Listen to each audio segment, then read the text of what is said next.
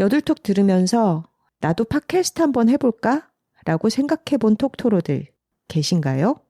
어렵지 않습니다. 글로벌 최대 스트리밍 플랫폼 스포티파이와 함께라면 누구나 팟캐스트를 제작하고 발행할 수 있어요. 녹음부터 편집은 물론 여러 다른 팟캐스트 플랫폼에 한 번에 배포하고 관리할 수 있습니다. 좋은 걸 좋다고 말하는 여들톡처럼 이제 여러분의 이야기를 세상과 나눠보세요. 스포티파이가 여러분을 도와줄 거예요. 지금 바로 스포티파이에 가입하고 팟캐스트를 시작해보세요. 심지어 무료입니다.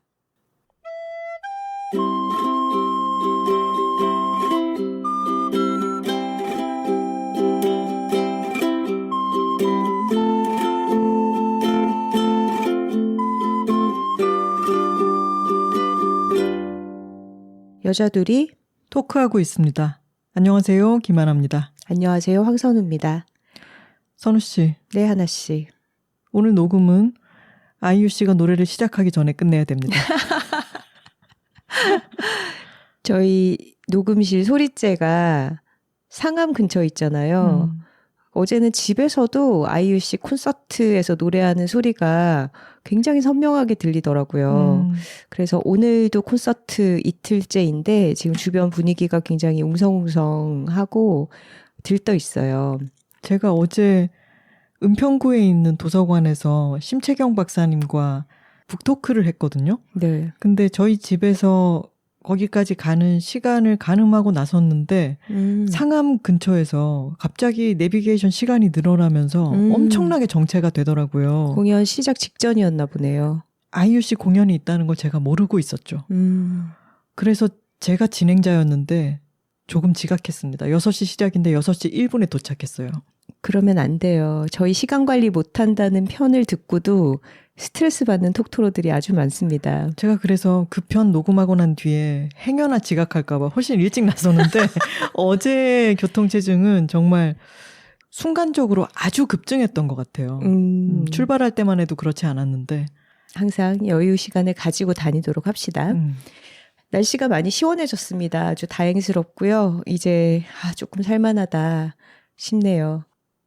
진짜 귀신 같지 않습니까? 어제부터 창문 열었을 때 너무 더운 바람이 아니라 시원한 바람이 딱 들어오기 시작해서 어제부터 진짜 좀 가을이구나 라고 생각했는데 저희 작업실에 확인을 해보려고 이 제철 행복을 늘 두고 있잖아요. 네. 지금 열어봤더니 오늘이 추분입니다. 낮과 밤의 길이가 같아지는 가을날이죠. 저로서는 조금 서운하기도 하네요. 왜요? 저 겨울 안 좋아하잖아요. 해가 짧아지면 우울해져요. 추분에는 개수나무 향기가 제철이라고 나와 있는데 개수나무에서 캐러멜 향기 나는 거 톡토로들은 알고 계시겠죠? 이번 여름이 워낙 좀 길게 지리하게 가서 단풍이 어떤 식으로 될지는 모르겠지만 개수나무가 물이 들어간다 싶으면은 가까이 다가가서 냄새 한번 맡아보시고 그래도 좋겠습니다. 제가 어제 쓰레기 버리러 아파트 1층에 내려갔다가 왜 노을이 지거나 하면 멈춰서서 그 아름다운 광경을 눈으로 음미하잖아요. 근데 바람이 몸을 감싸는데 정말 몇 달 만에 이렇게 시원한 바람을 맞아보는구나 싶어서 맞아. 잠시 멈추고 바람을 음미하는 시간을 가졌습니다. 쓰레기장 앞에서? 네. 톡토로 여러분들도 올여름이 너무 길고 덥고 사람을 지치게 만들었잖아요. 몸이 아프신 분들도 많이 있었을 거고. 잠도 제대로 못 자고. 네. 입맛도 떨어지고. 그러니까요. 여러 가지로 우리가 이 더위를 견디느라 지쳐 있는데 요즘에 좋은 바람과 아름다운 하늘을 감식하며 느껴보는 그런 시간들도 생활 중간중간에 가지셨으면 좋겠습니다. 오늘 소리째로 오는데 하늘이 새파랗고 구름이 새하얗고 뭉게뭉게 피어 있는 게 너무너무 기분이 좋았습니다. 그러게요. 하늘 많이 즐기시고요. 그리고 저는 어제 그 북토크를 마치고 집에 와서요. 너무 행복했어요. 왜일까요? 선우 씨와 저는 꽃게 킬러입니다. 근데 낮에 꽃게를 쪄서 먹고 그리고 저녁에는 북토크 하고 돌아오면은 꽃게탕 먹자라고 미리 선포를 해두었잖아요. 그래서 은평구 내를 건너서 숲으로 도서관에서부터 망원동에 있는 저희 집으로 오는데 막 콧노래가 절로 나오더라고요. 그래서 집에 와서 조금 늦은 저녁을 너무 맛있는 꽃게탕을 먹고 그리고 저희가 집에서 소주는 잘 안 마시는데 제주도에서 사왔던 작은 병 한라산이 있었잖아요. 그걸로 꽃게탕에 반주로 소주를 한 잔씩 마시면서 밥을 먹었더니 정말 이게 행복이구나. 바깥에 나가서 열심히 일하고 돌아와서 너무 맛있는 식사를 하고 또 소주 한 잔 반주도 하고. 그 식사를 누가 준비했죠? 선우 씨가 준비했죠. 네, 항상 우리가 음식을 먹었다고 할 때 그 음식을 누가 했는지 크레딧, 명기를 부탁을 드립니다. 저희 집 요리 담당은 선우 씨여가지고 제가 다시 한번 정확히 언급하는 걸 깜빡했네요. 네, 지금 꽃게가 제철이고요. 보통 5월에는 암꽃게, 9월에는 숫꽃게가 제철입니다. 그래서 9월이 가기 전에 꽃게를 한번 먹어야겠다라고 생각을 하고 있어서 재료를 준비를 했다가 낮에는 찜으로 먹고 저녁에는 탕을 해서 먹었고요. 하나 씨가 뿐만 아니라 오늘 아침에는 계란죽 담당인 제가 나서서 그 꽃게탕 국물에 계란죽을 만들어서 또 세 끼를 먹었네요. 게로. 그랬네요. 꽃게 참 훌륭한 식재료고요. 하나 씨가 그렇게 행복한 하루를 보냈다니 너무나 저도 기쁩니다. 그리고 저에게는 요즘 고민이 하나 있습니다. 뭔가요? 여러분들도 많이 보고 계시죠? 넷플릭스의 새로운 예능 프로그램이 시작했거든요. 흑백 요리사라는 요리 서바이벌 예능 프로그램이고 요즘 아주 화제의 중심에 있습니다. 그렇죠. 20명의 백수저 요리사. 좀 명칭이 약간 거부감이 들기는 해요. 흑수저, 백수저 이렇게 나누는데 어쨌거나 자타공인 실력을 인정받고 어느 정도 자기 일가를 이룬 그런 20명의 백수저 요리사들이 있고 80명의 흑수저 요리사, 조금은 더 신진 요리사들이 그들에게 도전해서 겨루게 되는 그런 형식의 서바이벌 프로그램이에요. 근데 그 80명에게 내려진 첫 번째 과제가 자기가 가장 잘할 수 있는 음식 아무거나 맛있게 만들어서 20명 안에 드는 그런 경쟁이었거든요. 그러니까 식재료 같은 게 주어지는 게 아니라 자기가 그냥 정해서 그 한 그릇으로 자기 자신을 표현하고 보여주고 증명해야 되는 그런 미션인 거예요. 근데 아무도 시키지 않는데 저 혼자 거기 너무 과몰입해가지고 내가 저기에 나가면 나는 무슨 음식을 만들어야 하는가. 지금 추석 연휴에 그 프로그램을 본 이후로 계속 고민하고 있습니다. 참 선우 씨는 바쁘겠어요. 아직 못 정했나요? 아직 결정을 못했는데 꽃게 살을 발라서 뭔가를 하면 어떨까 이런 생각은 하고 있어요. 왜냐하면 꽃게는 너무 풍미가 뛰어나고 맛있잖아요. 근데 대부분의 사람들에게 걸림돌이 되는 게 이걸 발라 먹는, 경상도 사투리로 몰가 먹는 과정이 너무나 번거롭고 손에 묻고 귀찮기 때문에 그 맛을 좀 포기하게 되는 식재료잖아요. 그래서 꽃게 게살을 발라서 뭔가 한 입으로 승부를 볼 수 있는 그런 메뉴를 만들어야겠다. 여기까지 생각했어요. 한 3년 뒤에는 나갈 수 있을 것 같아요. 저는 근데 그렇게 또 볼가 먹는 것을 이 맛의 한 요소로 생각하고 굉장히 어려운데 조금 나오는 것을 볼가 먹는 걸 저는 좋아하거든요. 그래서 꽃게를 먹는 것은 한 번도 귀찮다는 생각을 해본 적이 없어서 그래요. 기대를 한번 해보고 있겠습니다. 어쨌든. 그리고 예고도 해드려야 될 것 같습니다. 저희가 흑백 요리사를 아주 재미있게 보고 있고 이야기거리가 많은 프로그램이라고 생각을 해서 여둘톡에서도 다루려고 합니다.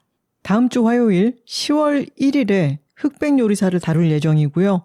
지금까지는 4화가 공개되어 있는데 저희가 녹음은 아마 7화까지 보고 나서 할 것 같고 저희 여둘톡이 업로드 되는 날 8, 9, 10화가 더 업로드 되겠죠. 네. 업데이트가 되겠죠. 한창 재미있게 보시는 중간에 같이 수다 떠는 느낌으로 이야기를 나눠보려고 하고요. 이 프로그램을 못 보신 톡토로들은 저희 다음 주 10월 1일에 업데이트 예정이니까 그 전에 짬짬이 봐두시면 여둘톡을 더 재미있게 들으실 수 있을 것 같습니다. 네, 그리고 또 하나의 좋은 소식이 있습니다. 저희가 톡토로 투게더 1, 2 이렇게 여둘톡 공개 방송을 2번을 가졌잖아요. 그때마다 너무너무 귀엽고 예쁜 포스터를 그려주신 샘토로님. 네, 샘토로님, 박서영 작가님께서 또 너무너무 귀여운 그림책을 내셨습니다. 제목은 몹시 큰 초대장이고요. 제가 추천사를 썼는데 그 중에 한마디가 이 귀여움은 몹시 크다입니다. 그림이 너무 사랑스럽고 이야기도 참 따뜻합니다. 어린이들에게 선물하기도 좋겠지만 어른들이 읽어도 아주 깨알같이 귀여워하면서 즐겁게 볼 수 있는 포인트들이 많은 책이에요. 색감이 너무너무 예쁘고 우리 톡토로 투게더 포스터에 박서영 작가님의 작품이 없었다면 그 흥이 좀 덜했을 것 같아요. 몹시 응원하고 있습니다. 네, 톡토로 여러분들도 관심 가져주세요. 몹시 큰 초대장입니다. 선우 씨. 네, 하나 씨. 이번 주제 제목이 좀 화끈한 것 같습니다. 아, 그래요? 제가 한번 던져봤는데 하나 씨가 좋다고 덥석 받아들였잖아요. 화끈했나요? 내 서울 가서 성공할 기다마. 마는 제가 붙였어요. 오늘의 주제를 좀 스울마로 풀어주신다면은? 나 서울 가서 성공할 거야. 꼭 이 정도가 되겠죠. 톡깔 한번 하고 이야기를 시작해 보도록 하겠습니다.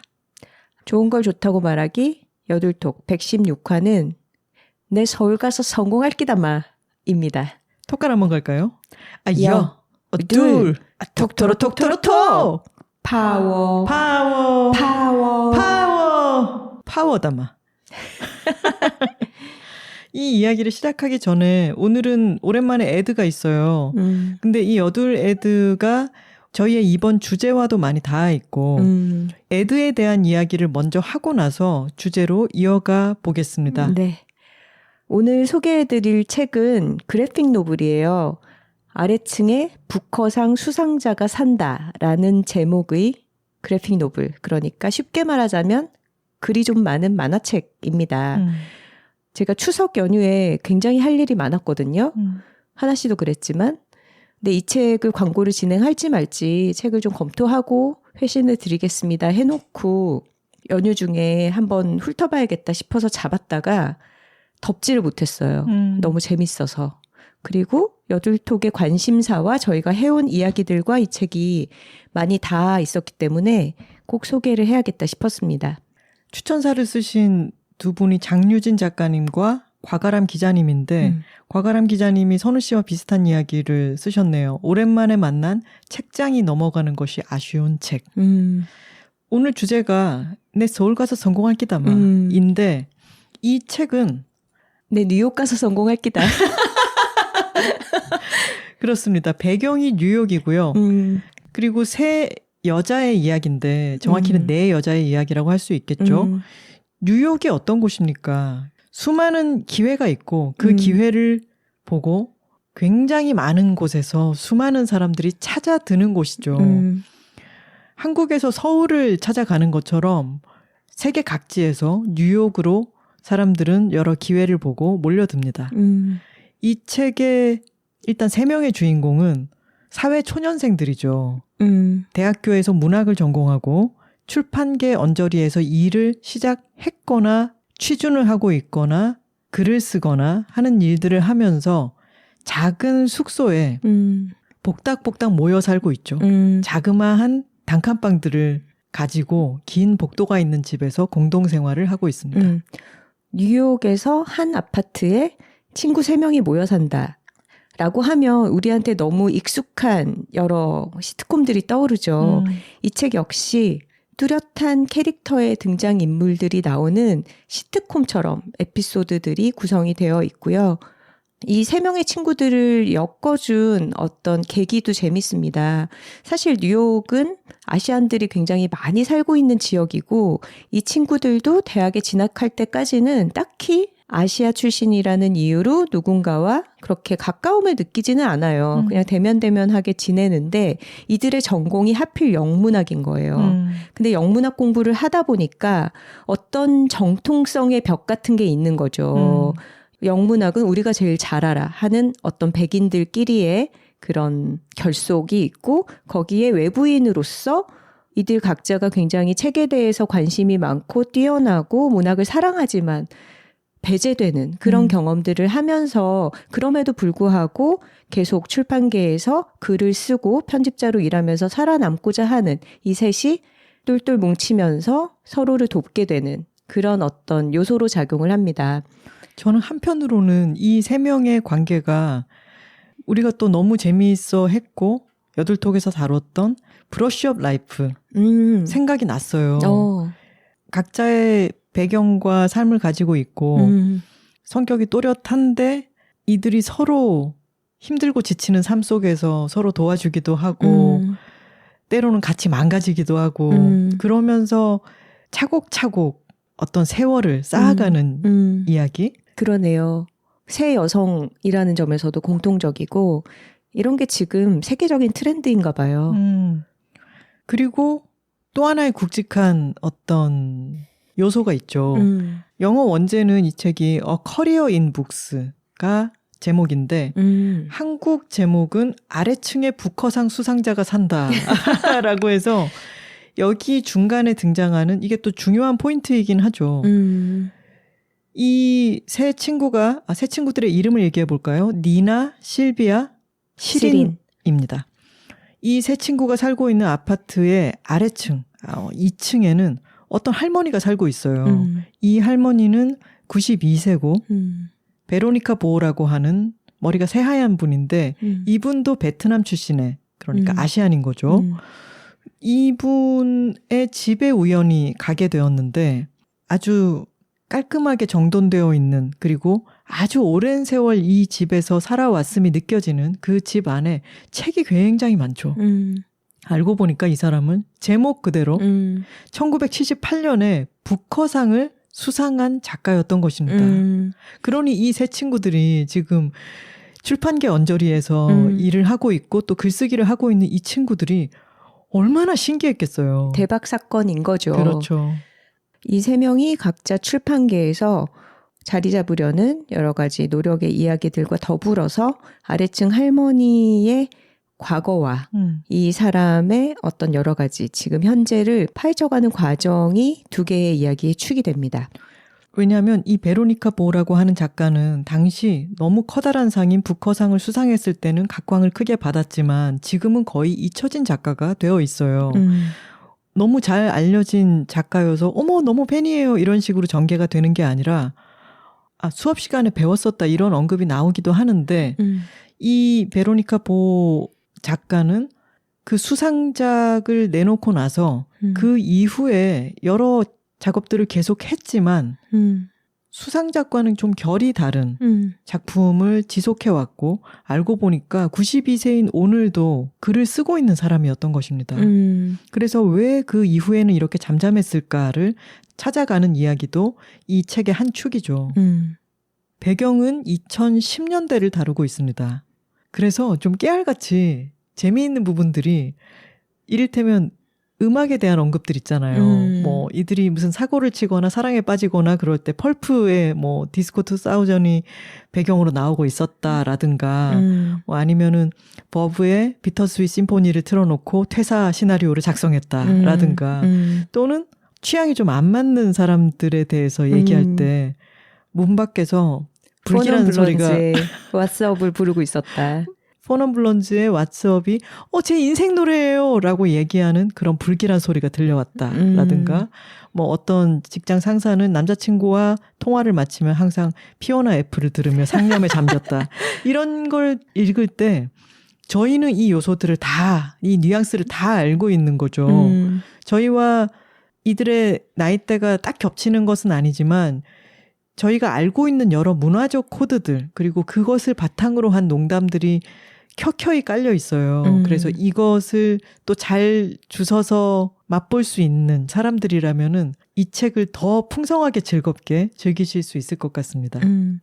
팝음악에 대한 어떤 레퍼런스도 굉장히 촘촘하지만 본격적인 거는 문학에 대한 얘기예요. 그렇죠. 작가들의 이름, 책의 이름이 정말 많이 나오고 사실 이 셋을 묶어주는 공통점 그리고 베로니카와의 연결고리를 만들어내는 취향 또한 문학이 배경이기 때문에 어떤 작가들에 대한 이야기가 숨쉬듯이 나와요.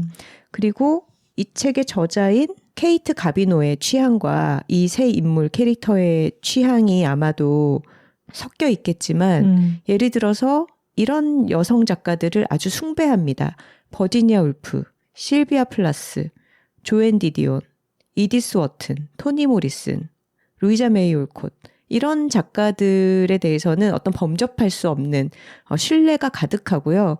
그리고 굉장히 많은 남자 작가들에 대해서는 쓰루하거나 약간 디스하거나 이런 스탠스를 취하고 있어요. 그래서 재밌었던 게 이 책은 또 뉴욕을 배경으로 하다 보니까 어떤 패션, 스타일 그리고 라이프 스타일적인 취향 이런 것들을 정말 깨알같이 레이블링을 하면서 그걸로 사람을 판단하기도 하고 비춰지기도 하는 그런 것들이 하나의 유머 코드거든요. 그러니까 잡지에 어떤 제품 소개하는 페이지처럼 누구의 집에 가면은 이 거울은 웨스트 엘름에 얼마짜리, 뭐 이 딥티크 향초는 얼마짜리, 막 이런 식으로 이 사람이 되게 돈이 많고 부유하다라는 것을 보여주고 또 이 친구들이 걸치고 있는 것은 상대적으로 더 저렴한 어떤 것들이라는 것들이 계속 언급이 되는데 예를 들어서 이 세 친구는 20대 초반 중반이고 출판계에서 자리를 잡기가 너무 힘들어서 고생하는 젊은이들이에요.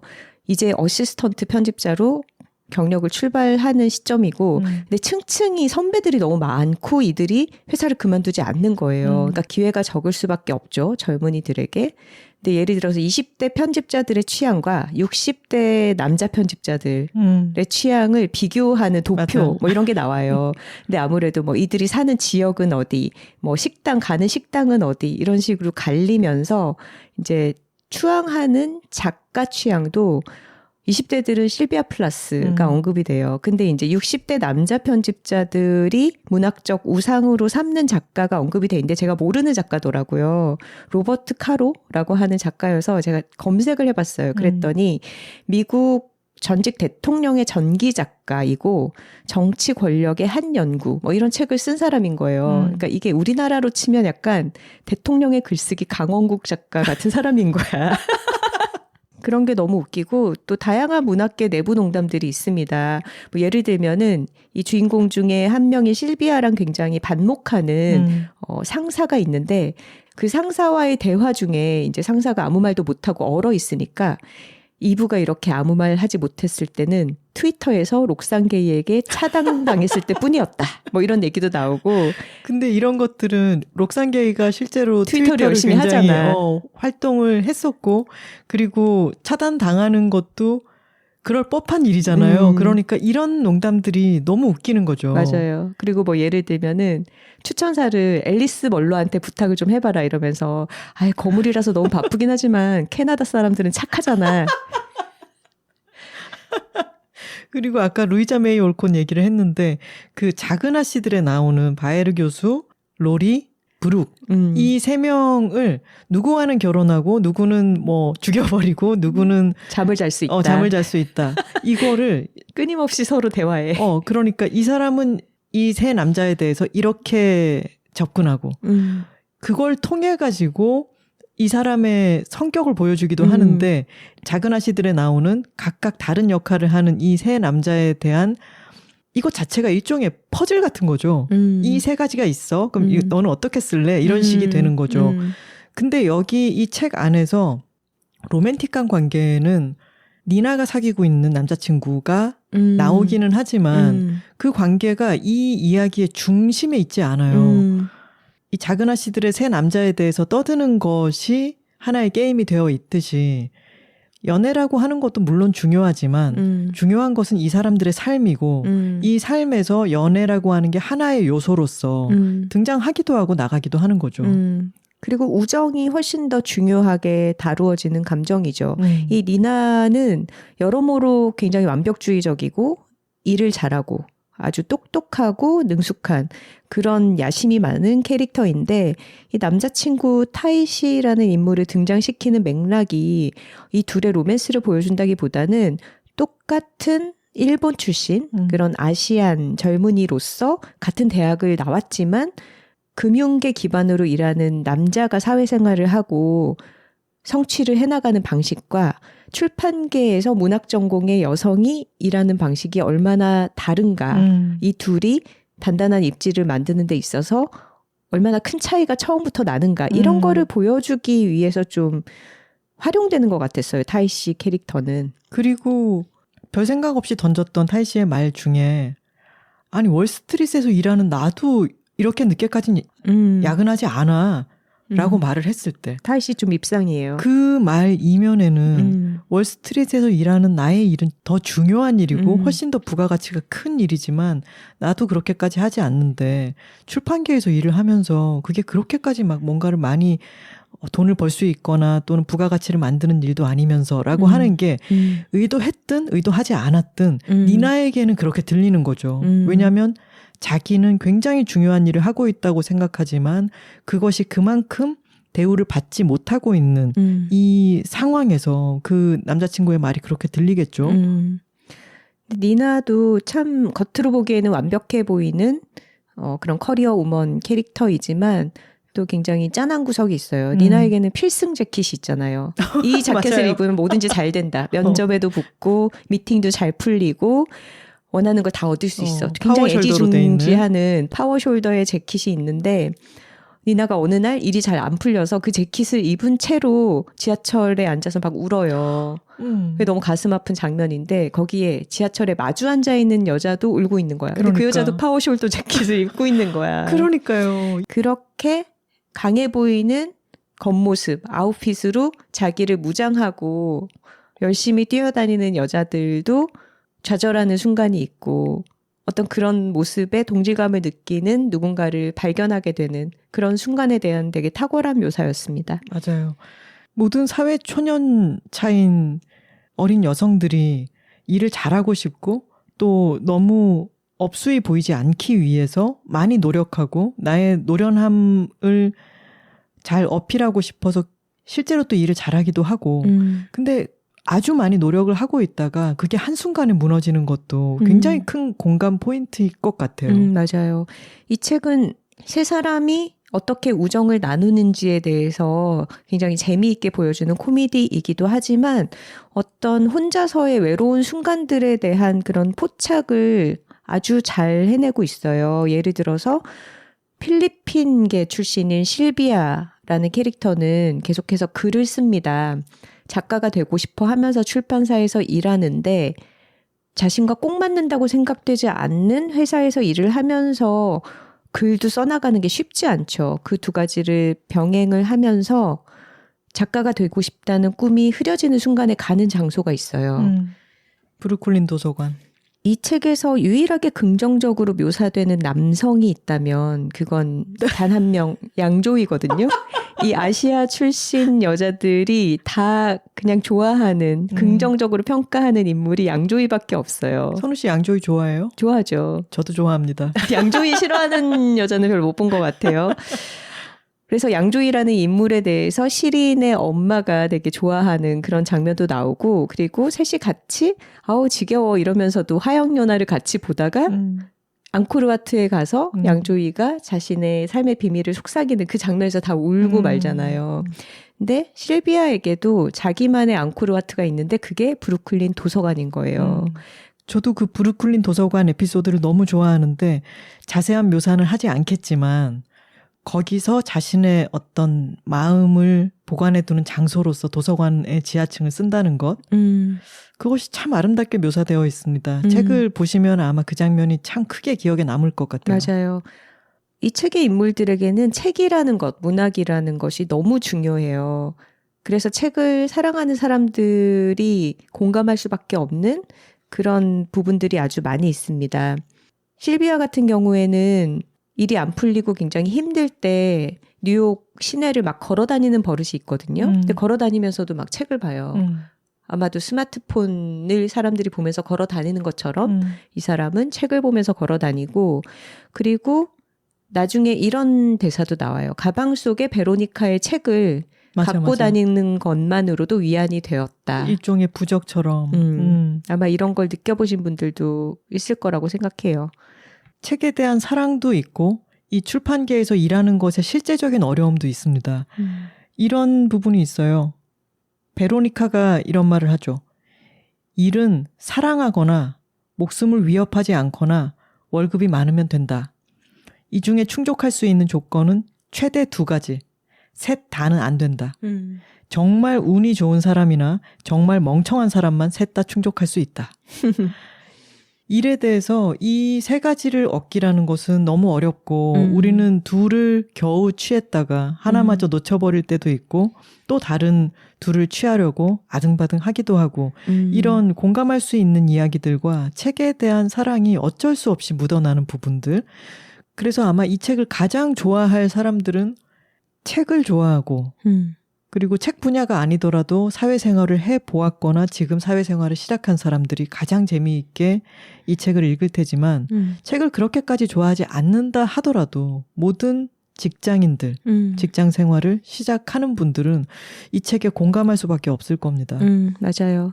장유진 작가님도 추천사에 이렇게 쓰셨어요. 나와 비슷한 청년들의 친근한 표정과 위트 있고 사랑스러운 대사에 가슴이 기분 좋게 두근거렸다. 리나는 자신이 원하는 조직 안에서의 성공이라는 목표가 뚜렷하고 굉장히 똑똑하게 그것을 향해서 달려가는 인물이라면 실비아에게는 글을 쓴다는 것이 자신을 지탱해주는 힘이에요. 근데 시린 같은 경우에는 이도저도 아닌 좀 우리가 가장 평범한 사람으로서 감정이입할 수 있는 방황하는 캐릭터거든요. 그리고 취직하는 과정도 되게 웃겨요. 시린은 필리핀계 아시안인데 이 회사에서 화상 면접만 보고서 중국인인 줄 알고 그러면 홍콩의 인쇄소랑 소통하는 일을 얘한테 맡기면 되겠다. 그렇게 착각해서 선발을 한 거예요. 그리고 늘 뭔가 자기 일에 완전히 몰입하지 못하고 버브의 비터스윗 심포니를 배경으로 퇴사 시나리오를 맨날 이렇게 망상을 하고 있고 구글에다가 영혼을 말살하지 않는 사무직 이런 것들을 검색하고 있고 그런 인물이거든요. 근데 또 시린이 그렇게 방황을 하기 때문에 만들어내는 공감대가 분명히 있고 재밌었던 것은 이 뉴욕을 배경으로 한 그래픽 노블에서 시린이 자기만의 리스트가 있어요. 공공장소에서 울어본 경험의 목록.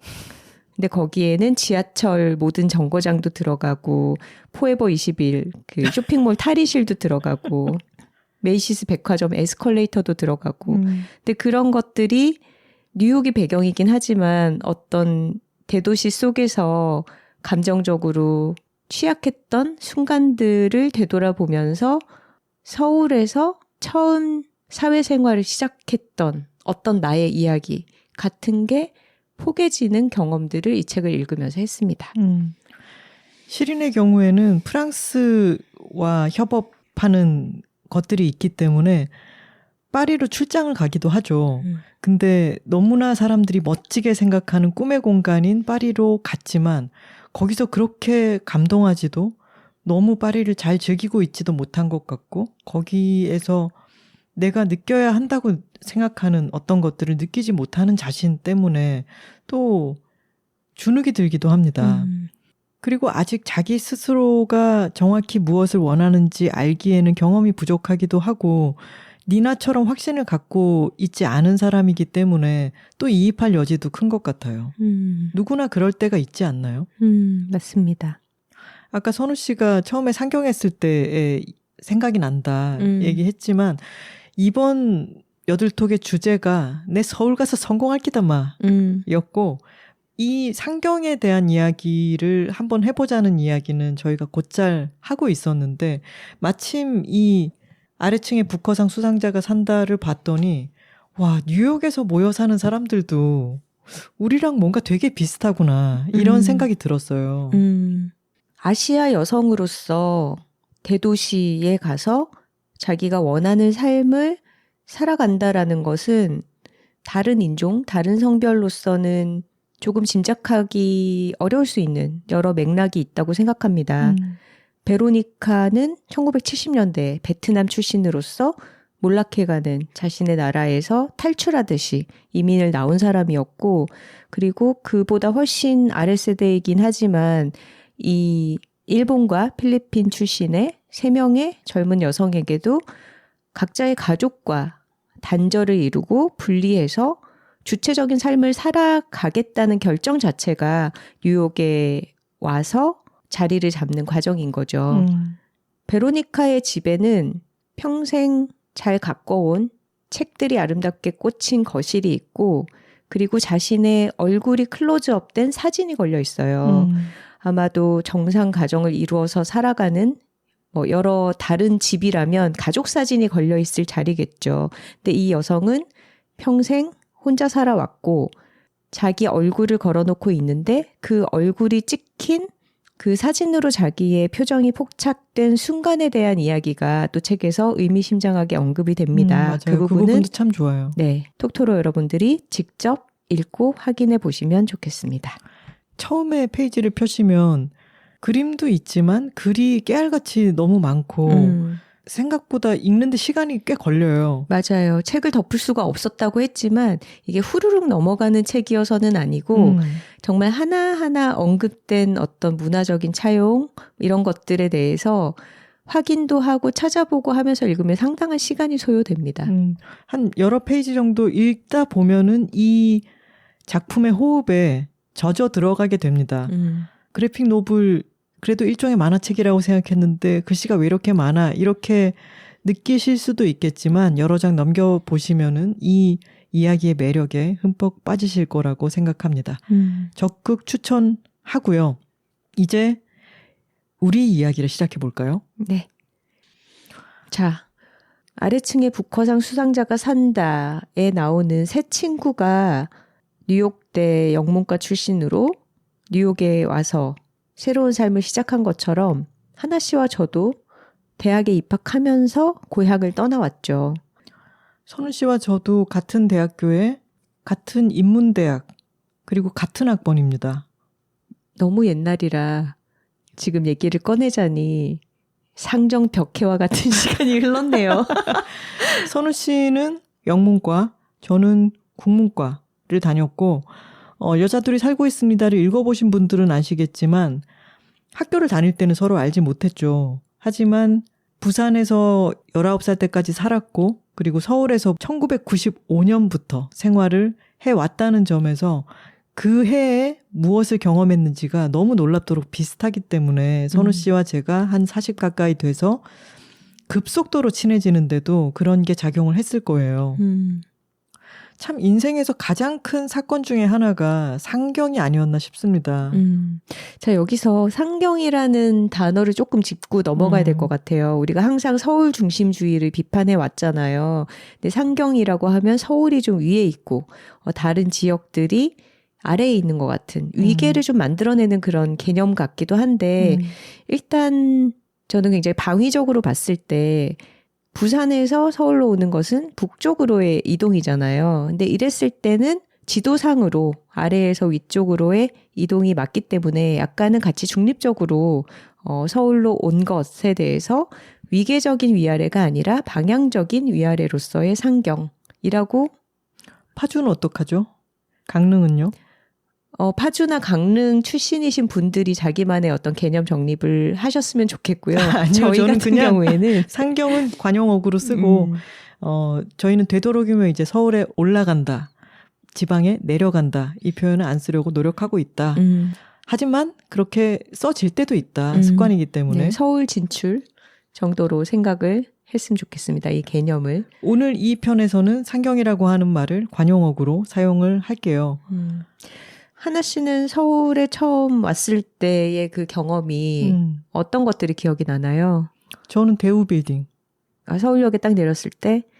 딱 이제 이곳이 서울이다 하고 문 열리고 딱 나왔을 때 앞을 가로막고 있는 그 당시로 생각할 때 너무너무 크고 되게 현대적이라고 느껴지고 그런 정사각형의 건물이 서울역을 바로 딱 마주보고 있잖아요. 자, 지금은 대우도 망했고 그렇죠. 대우 빌딩은 서울 스퀘어가 되지 않았나요? 그랬죠. 건물 이름이. 그리고 나중에 이제 알고 봤더니 그 뒤에 있는 여러 달동네라고 불리는 데를 올림픽이나 여러 행사 전에 확 가리려고 외국 사람들에게 보이기 위한 그런 가림막으로서의 건축물이다. 이런 이야기를 읽기도 했죠.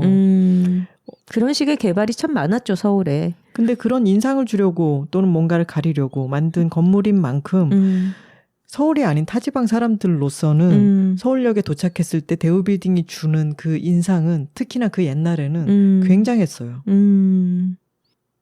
저는 대우빌딩이 기억이 안 나는 게 그럴 수도 있어요? 지하철 연결 통로로 바로 나갔던 것 같은데 서울역에 처음 내렸을 때.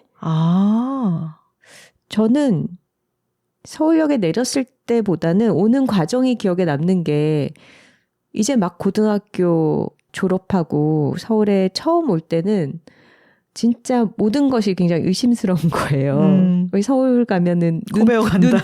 눈 뜨고 있어도 코 베어간다. 그래서 당시는 KTX도 없을 때예요, 여러분. 새마을호 기차를 타고 이동을 하면서 화장실을 못 갔어요. 누가 내 짐에 손을 댈까 봐. 경계태세.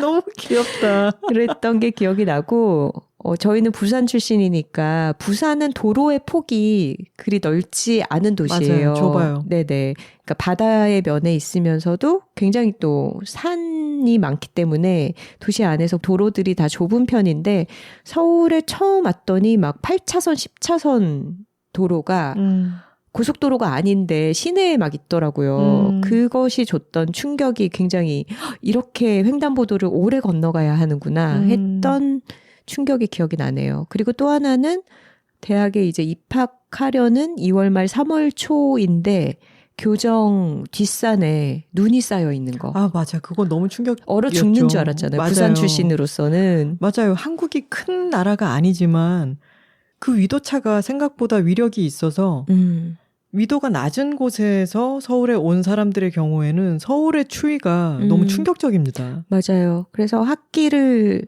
3월에 시작하고 추울 때 고향을 떠나와서 자리 잡았다는 게 각인시켜 놓은 약간의 옹색함? 초라함? 이런 게 있는 것 같아요. 아무래도 파들파들 떨면서 낯선 곳에서의 생활을 시작했기 때문에. 나는 근데 눈이 온다는 건 너무 신나고 그렇긴 했어요. 전 겨울을 별로 안 좋아하고 추운 거를 싫어하잖아요. 그래서 그게 좀 공포스러운 두려운 기억으로 남아있나 봐요. 보면 선우 씨가 전 세계를 에디터로서 출장을 다니고 굉장히 다양한 활동을 하고 거침이 없어 보이지만 또 아주 깊은 내면에는 쫄보라고 하는 특성이 있습니다. 맞아요. 저는 어디 여행 가면 혼자 여행 가면 절대로 현지인들이란 말 안 섞고 정말 말 걸지 마 이런 표정으로 다니다가 쏙 숙소에 들어가는 좀 그런 경계심 많은 타입이에요. 그래서 서울에 처음 왔을 때가 추운 겨울에 혼자 코베일지도 모르는 곳에 왔던 게 조금 더 불안하게 기억이 됐을 수도 있을 것 같아요. 그런가 봐요.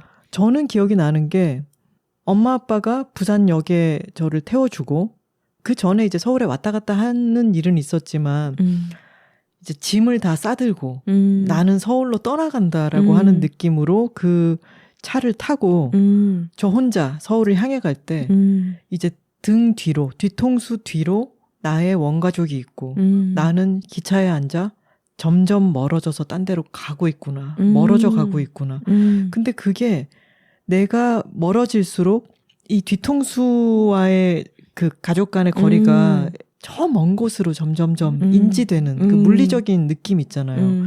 그게 너무 신기했어요. 그거 미국 영화에 자주 나오는 그렇죠. 모티브잖아. 그렇죠. 항상 대학 갈 때 짐을 또 거기는 차 위에다 실어. 차 위에다 바리바리 이렇게 싣고 떠나가면은 가족들이 저기서 지켜보면서 멀어지는. 그게 근데 미국은 아주 멀리 떠나가기도 하고 그리고 20살까지 키웠다 그러면 이제 빠이빠이 하고 나는 성인 안녕. 좀 그게 가족이라는 게 한국만큼 끈끈하진 않잖아요. 그러니까 정말로 큰 안녕이라고 하는 게 그 영화 같은 데서 더 크게 느껴지죠. 근데 저는 그때 떠나갈 때 이게 굉장히 나에게 큰 사건이긴 하지만 바로 뭐 한 달 있다간가 한 두세 달 있다간가 주말에 부산에 갔었어요. 그리고 나는 아직까지 부산의 가족에 속한 사람인데 특별하게 지금 떨어져 있는 기간처럼 생각을 하고 있다가 제가 더 크게 또 느꼈던 건 뭐였냐면 정말 잃어버린 시간을 찾아서의 그 홍차 비유는 너무 탁월한 게 그 후각을 통해서 기억이 막 이렇게 살아나는 거잖아요. 근데 저는 제가 잊고 있던 후각이 부산에서 쓰던 비누였던 거예요. 제가 서울에 떠나와 있다가 집에 가서 비누로 손을 씻는데 내가 이 비누를 안 쓴 지가 몇 달이 되었구나. 나는 이 비누의 세계에서 완전히 떨어져서 다른 걸 경험하고 있다가 지금 여기 굉장히 오랜만에 왔구나. 이 비누 냄새가 익숙하면서도 너무 낯설게 느껴지더라고요. 그 기억이 제가 부모님의 말하자면 나와바리였던 부산에서 서울이라고 하는 곳에 내가 혼자 떨어져서 생활을 하고 있고 나는 독립된 존재가 되어가고 있구나.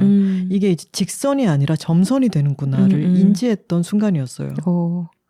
아까 우리가 아래층의 북커상 수상자가 산다 책 얘기를 하면서 아시아 여성들에게 원가족과 분리되는 경험으로서의 상경, 여기서는 책에서는 상뉴욕이 왜 중요한가 이런 얘기를 했는데 제 주변의 친구들 얘기를 들어보면 고등학교 때까지 공부를 잘했던 친구들도 저희는 90년대 대학을 왔으니까 30년 전이잖아요. 그러니까 그때는 공부 잘하는 여자애들도 여자라는 이유로 서울에 안 보내주는 집들도 많았어요.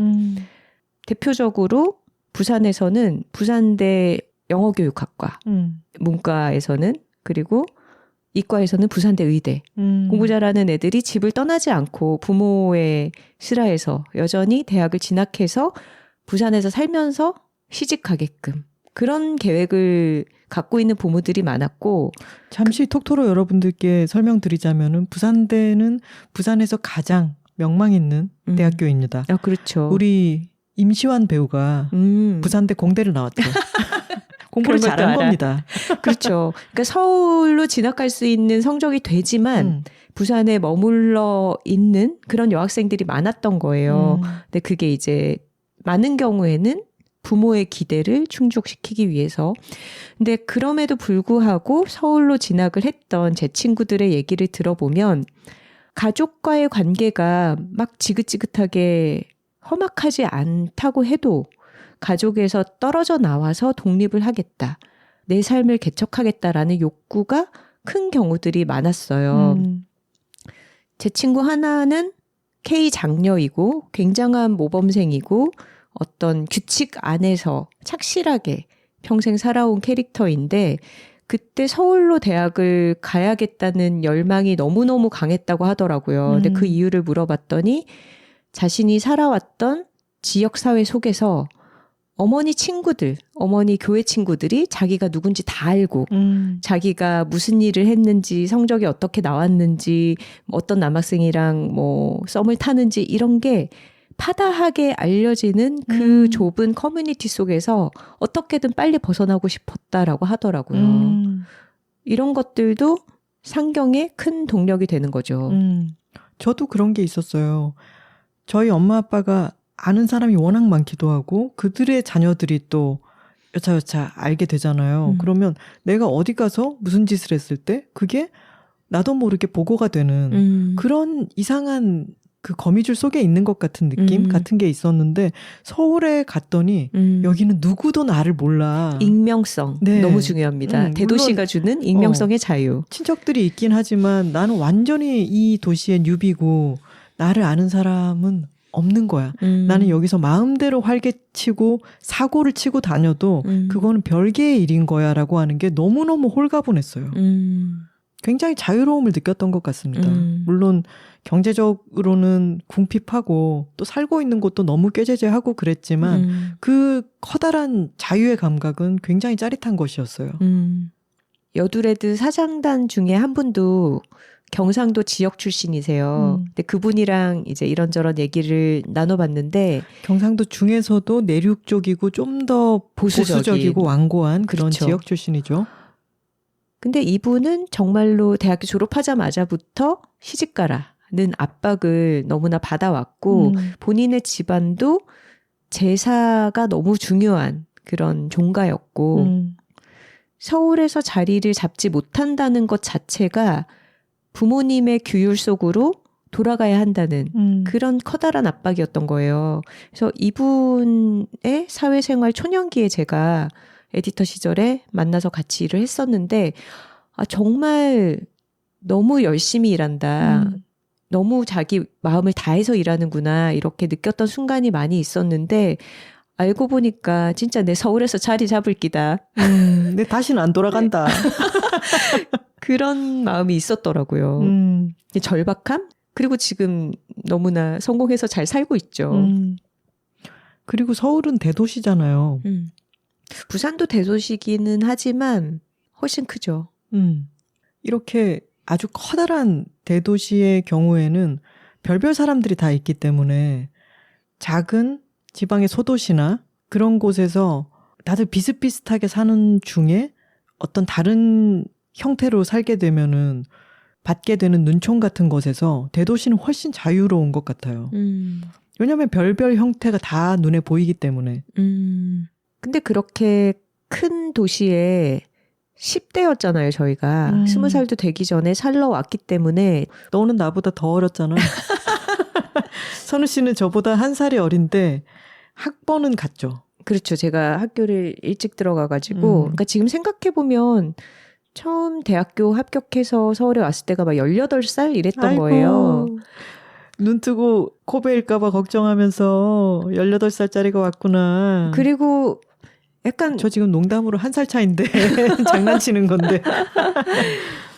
그리고 사실 입시 공부하느라고 뭐 제대로 할 줄 아는 게 있었겠어요. 생활력도 없고 약간 공부 바보 같은 그런 상태로 처음 낯선 환경 속에 와서 시행착오도 아주 많았죠. 그럼요.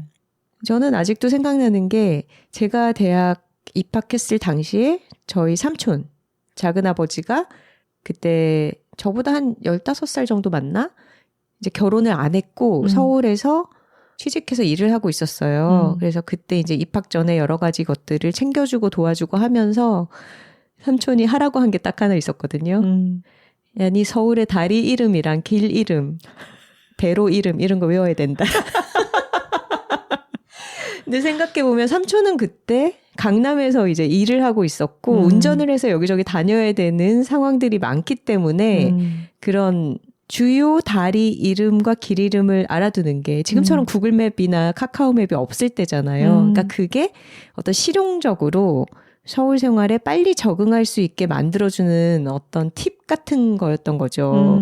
근데 저는 사실 학교 기숙사에서 살고 학교 주변만 왔다 갔다 하지 뭐 나중에 과외하러 강남까지 와본 적도 있긴 하지만 지하철 노선도 외우는 게 더 시급했던 맞아요, 상황이었던 맞아요. 거죠. 아니 생각해보면 나는 구글맵도 없던 때에 나 같은 길치가 서울에 와가지고 진짜 어떻게 살아남았나 생각이 드네요. 근데 지금은 휴대폰으로 여러 가지가 검색이 되고 특히나 경로 검색이 돼서 교통을 어떻게 활용하면 되는지를 알려준다는 게 굉장히 큰 정보인 것 같아요.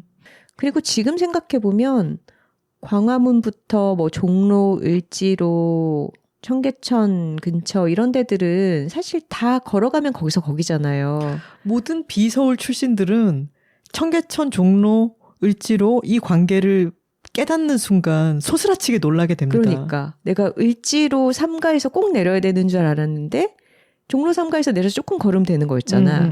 그러니까 이런 것들이 머릿속에 자기 지도가 있지 않은 상태로 도시 생활을 시작해서 그걸 만들어가는 과정이 적응이었던 것 같아요. 서울에 적응하는 과정. 내 머릿속에 좀 친숙한 동네들의 맵이 생기고 아, 이렇게 걸어 다닐 수 있지 하는 어떤 접근성이 만들어지는 거. 정문정 작가님의 더 좋은 곳으로 가자. 그 책 서문에 보면은 김민석이라고 하는 부산 출신의 배우가 어느 방송에 나와서 했던 이야기가 소개돼 있더라고요. 근데 집이 신논현역 근처였고 강남역 어드매에서 이제 일을 해야 되는데 걸어가면 10분 거리인 곳을 지하철을 환승해서 가느라 30분씩 걸려서 갔다는 거예요. 아마 이것도 스마트폰으로 경로를 찾아볼 수 없던 시절의 얘기겠죠? 근데 너무 공감했잖아요. 약간 그런 시절이 우리 모두에게 있지 않았나? 그렇게 고지식하고 요령 없고 정보가 부족한? 정보 부족하니까 생각이 나는데 제가 서울에 와서 학교를 다니면서 서울 친구들과 얘기를 할 때 참 의아했던 것 중에 하나가 얘들은 왜 이렇게 출신 학교가 무슨 사립이니 공립이니 이런 거를 이렇게 많이 따지고 민감할까. 저는 사립과 공립에 대한 개념 자체가 없었어요. 그리고 걔는 무슨 사립 초등학교를 나왔고 사립 어디 고등학교를 나왔고 걔는 뭐 무슨 외국어 고등학교를 나왔고 이런 거를 엄청 중요하게 얘기를 해서 한참 의아했던 기억이 있거든요. 나중에는 이제 그게 요러저러한 의미로구나라고 하는 걸 살아가면서 깨닫게 되긴 했지만 그때는 또 너무 그들도 공부 바보고 어린 애들이니까 그런 게 중요했겠죠. 근데 다시 생각해 보면은 저는 이 사람이 어느 지역 출신이고 어느 학교를 나왔고 라고 하는 정보에 대해서 전혀 가중치가 있지 않았기 때문에 왜냐하면 모르니까 그래서 그것을 신경 쓰지 않고 살았던 것은 또 외지인으로서의 아주 큰 특권이었던 것 같아요. 괜한 편견에 사로잡힐 필요도 없고 그런 정보에 괜히 주눅들거나 더 신경 쓰거나 할 일도 없는. 맞아요. 모든 것을 서열화 계급화하는 사람들은 어디에나 있고 그런 사람들이 꼭 어느 동네 출신인가 뭐 어느 동네 사는가 이런 거를 되게 민감하게 물어보고 의식하고 하잖아요.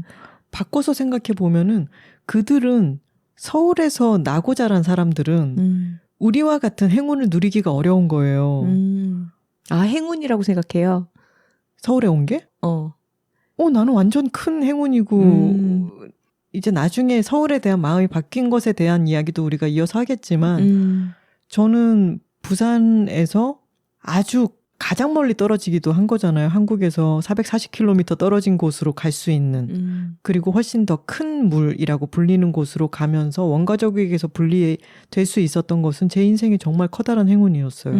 선우 씨는 서울로 학교를 온 게 행운이라고 생각 안 했어요?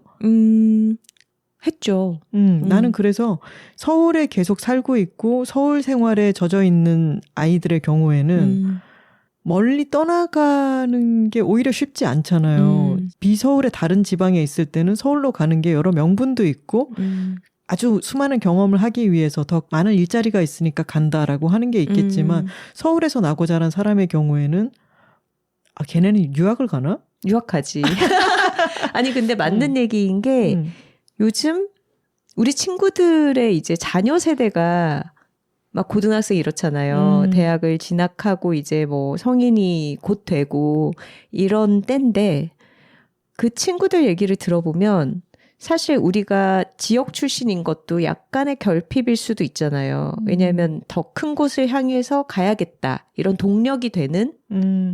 근데 지금 내 친구들의 애들 얘기를 들어보면은 사실은 부족하지 않은 거예요. 문화의 중심이자 일자리가 가장 많은 이 서울이라는 수도에서 태어나서 살고 있고 뭐 경제적으로 부족한 것도 별로 없이 여유 있게 자라고 하니까 집을 떠나는 순간 지금 부모와 함께 살아가는 거주의 조건보다 당연히 더 나빠질 수밖에 없는 거예요. 거주의 조건은 더 좋아지기도 하지 않나요? 서울의 집값이 워낙 비싸니까 부모에게서 독립해서 내가 월세를 내면서 산다라고 생각하는 순간 추락인 거지. 그리고 그런 어떤 경제적인 혜택을 포기하고 싶어 하지 않는데요.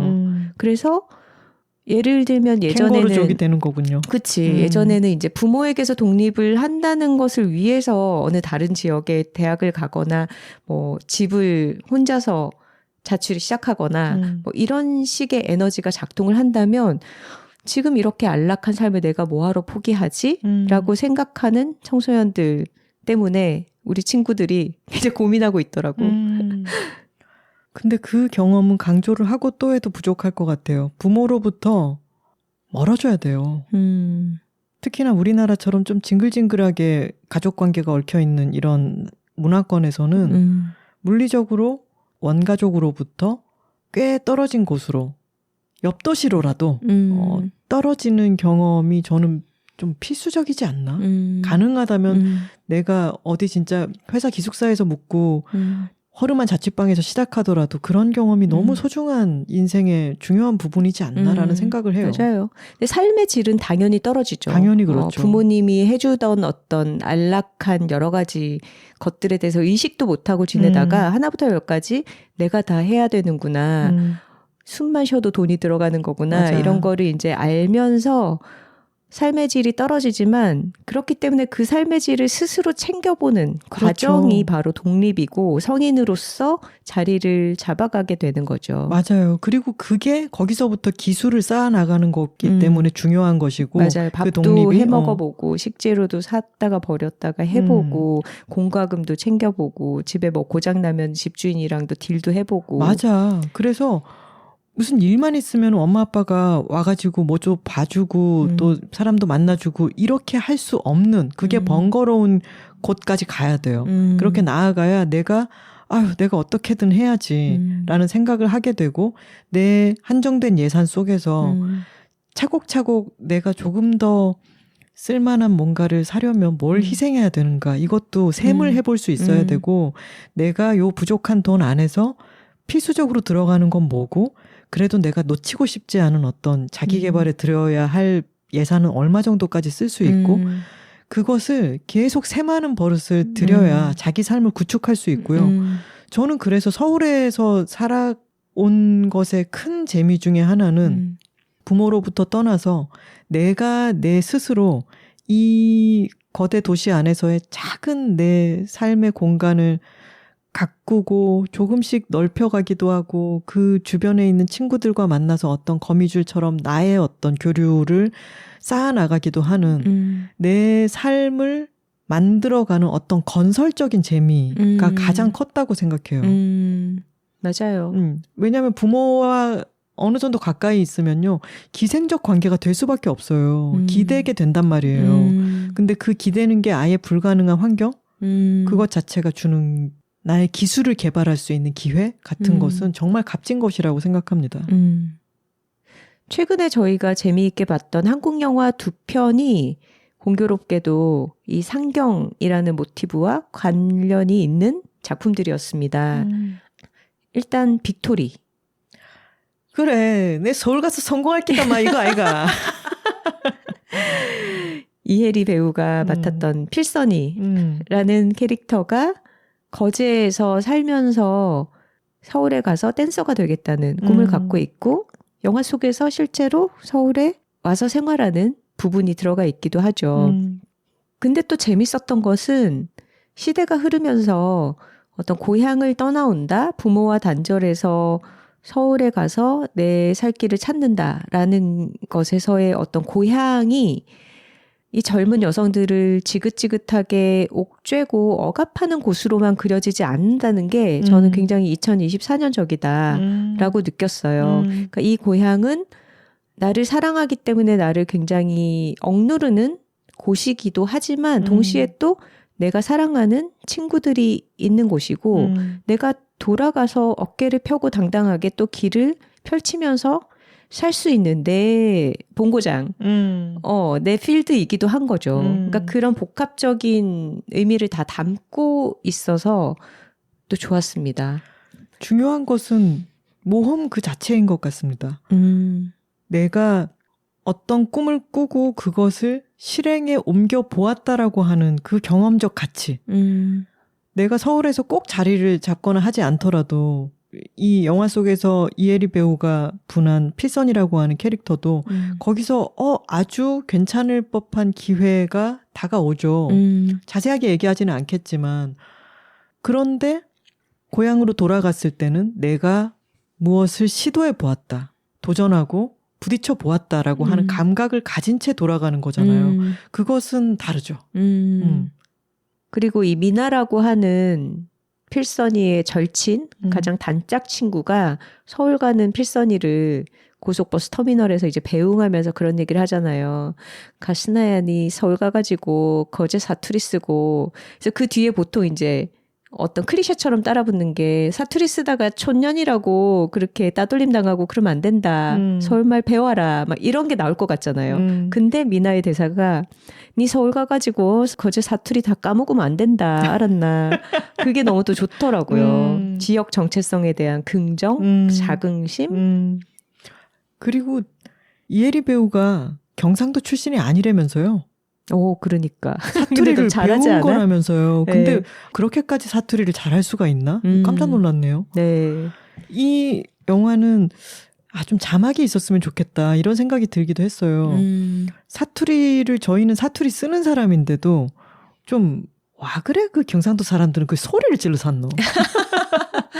요새 OTT를 볼 때는 자막을 켜놓고 잘 보니까 듣는데 좀 어려움이 있기는 했지만 모든 배우들의 사투리가 아주 훌륭했습니다. 그리고 또 한편의 영화는 최근에 봤던 장손이라는 독립영화였어요. 아이고, 여기도 사투리 장난 아닙니다.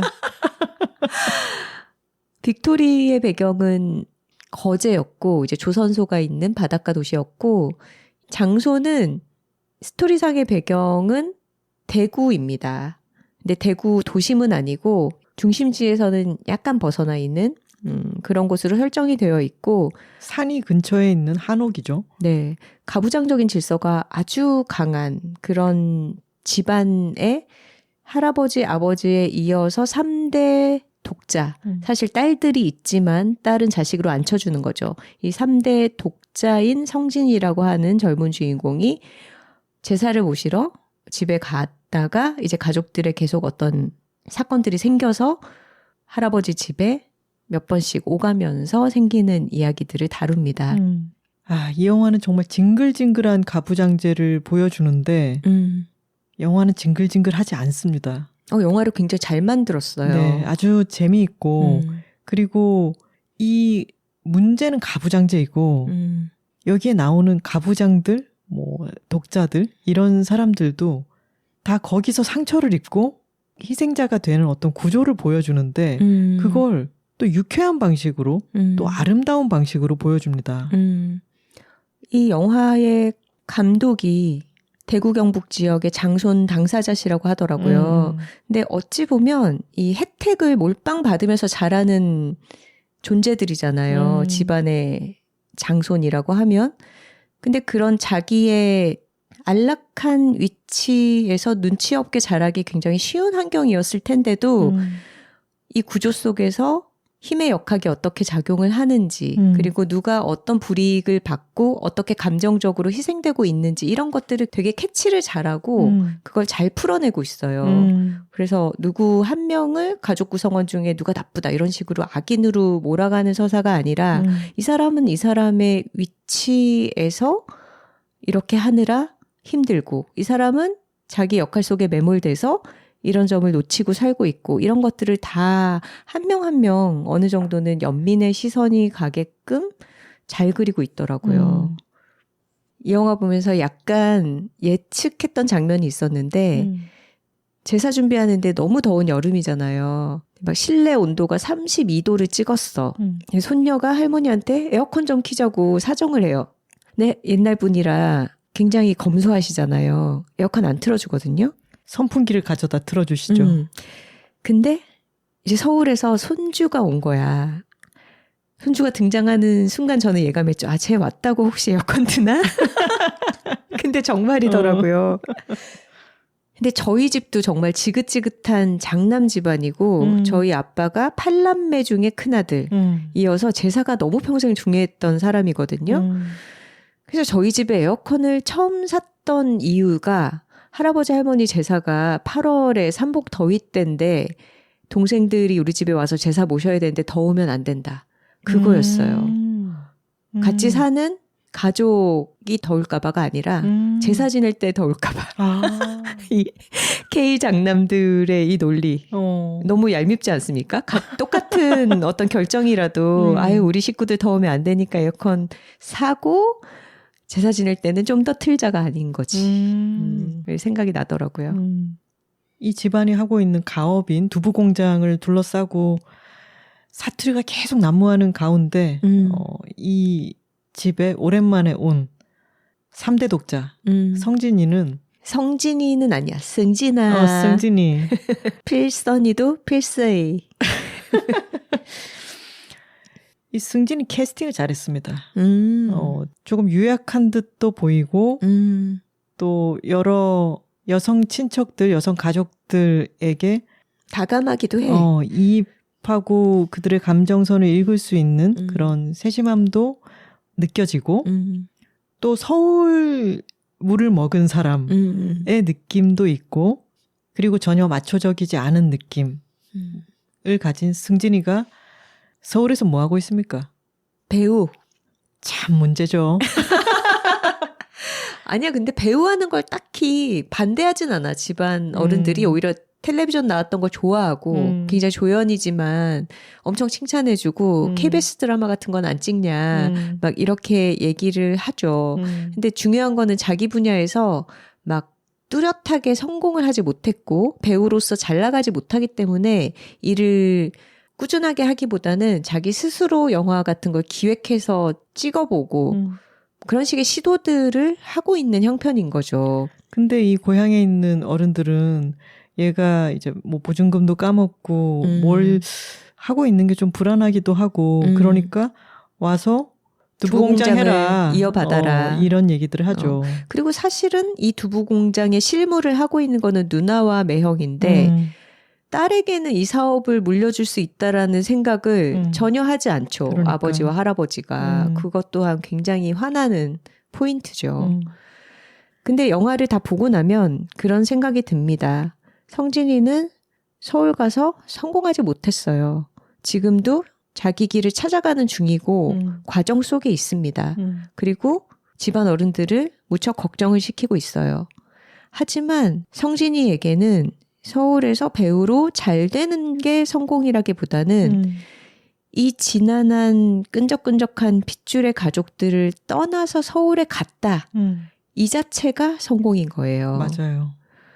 우리가 이번 에피소드의 제목을 내 서울 가서 성공할 기다마 이렇게 정해봤지만 사실 서울 가서 성공을 해야 성공이 아니라 서울에 간 것 자체가 성공이에요. 지방 출신의 젊은이들에게는 도시로 떠나서 거기에서 자기 삶을 개척하고 있는 과정 속에 있다는 것만으로 그냥 성공인 겁니다. 살아있으면 실패가 아닌 것처럼 망한 게 아닌 것처럼 어떤 의미에서 그렇게 얘기하는지도 알겠고 저도 동의하는 부분이 있지만 우리나라는 서울이 너무 비대하고 또 비서울 지역은 소실된다 이런 이야기들이 있는데 그것도 작게 볼 일만은 아니죠. 맞아요. 지역에 더 투자가 돼야 되고 일자리가 더 생겨나야 하죠.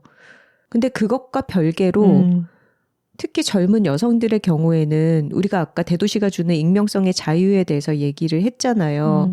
근데 작은 지역으로 갈수록 거기서의 어떤 젊은 여성들의 일거수일투족이 지역사회에서 원하지 않는 주목을 받고 평가를 받고 그게 삶을 굉장히 어떤 전형성 속에 붙잡아버리는 부분이 분명히 있기 때문에 그런 면에서는 여성들이 살아가기에 지역사회가 또 좋은 환경인가?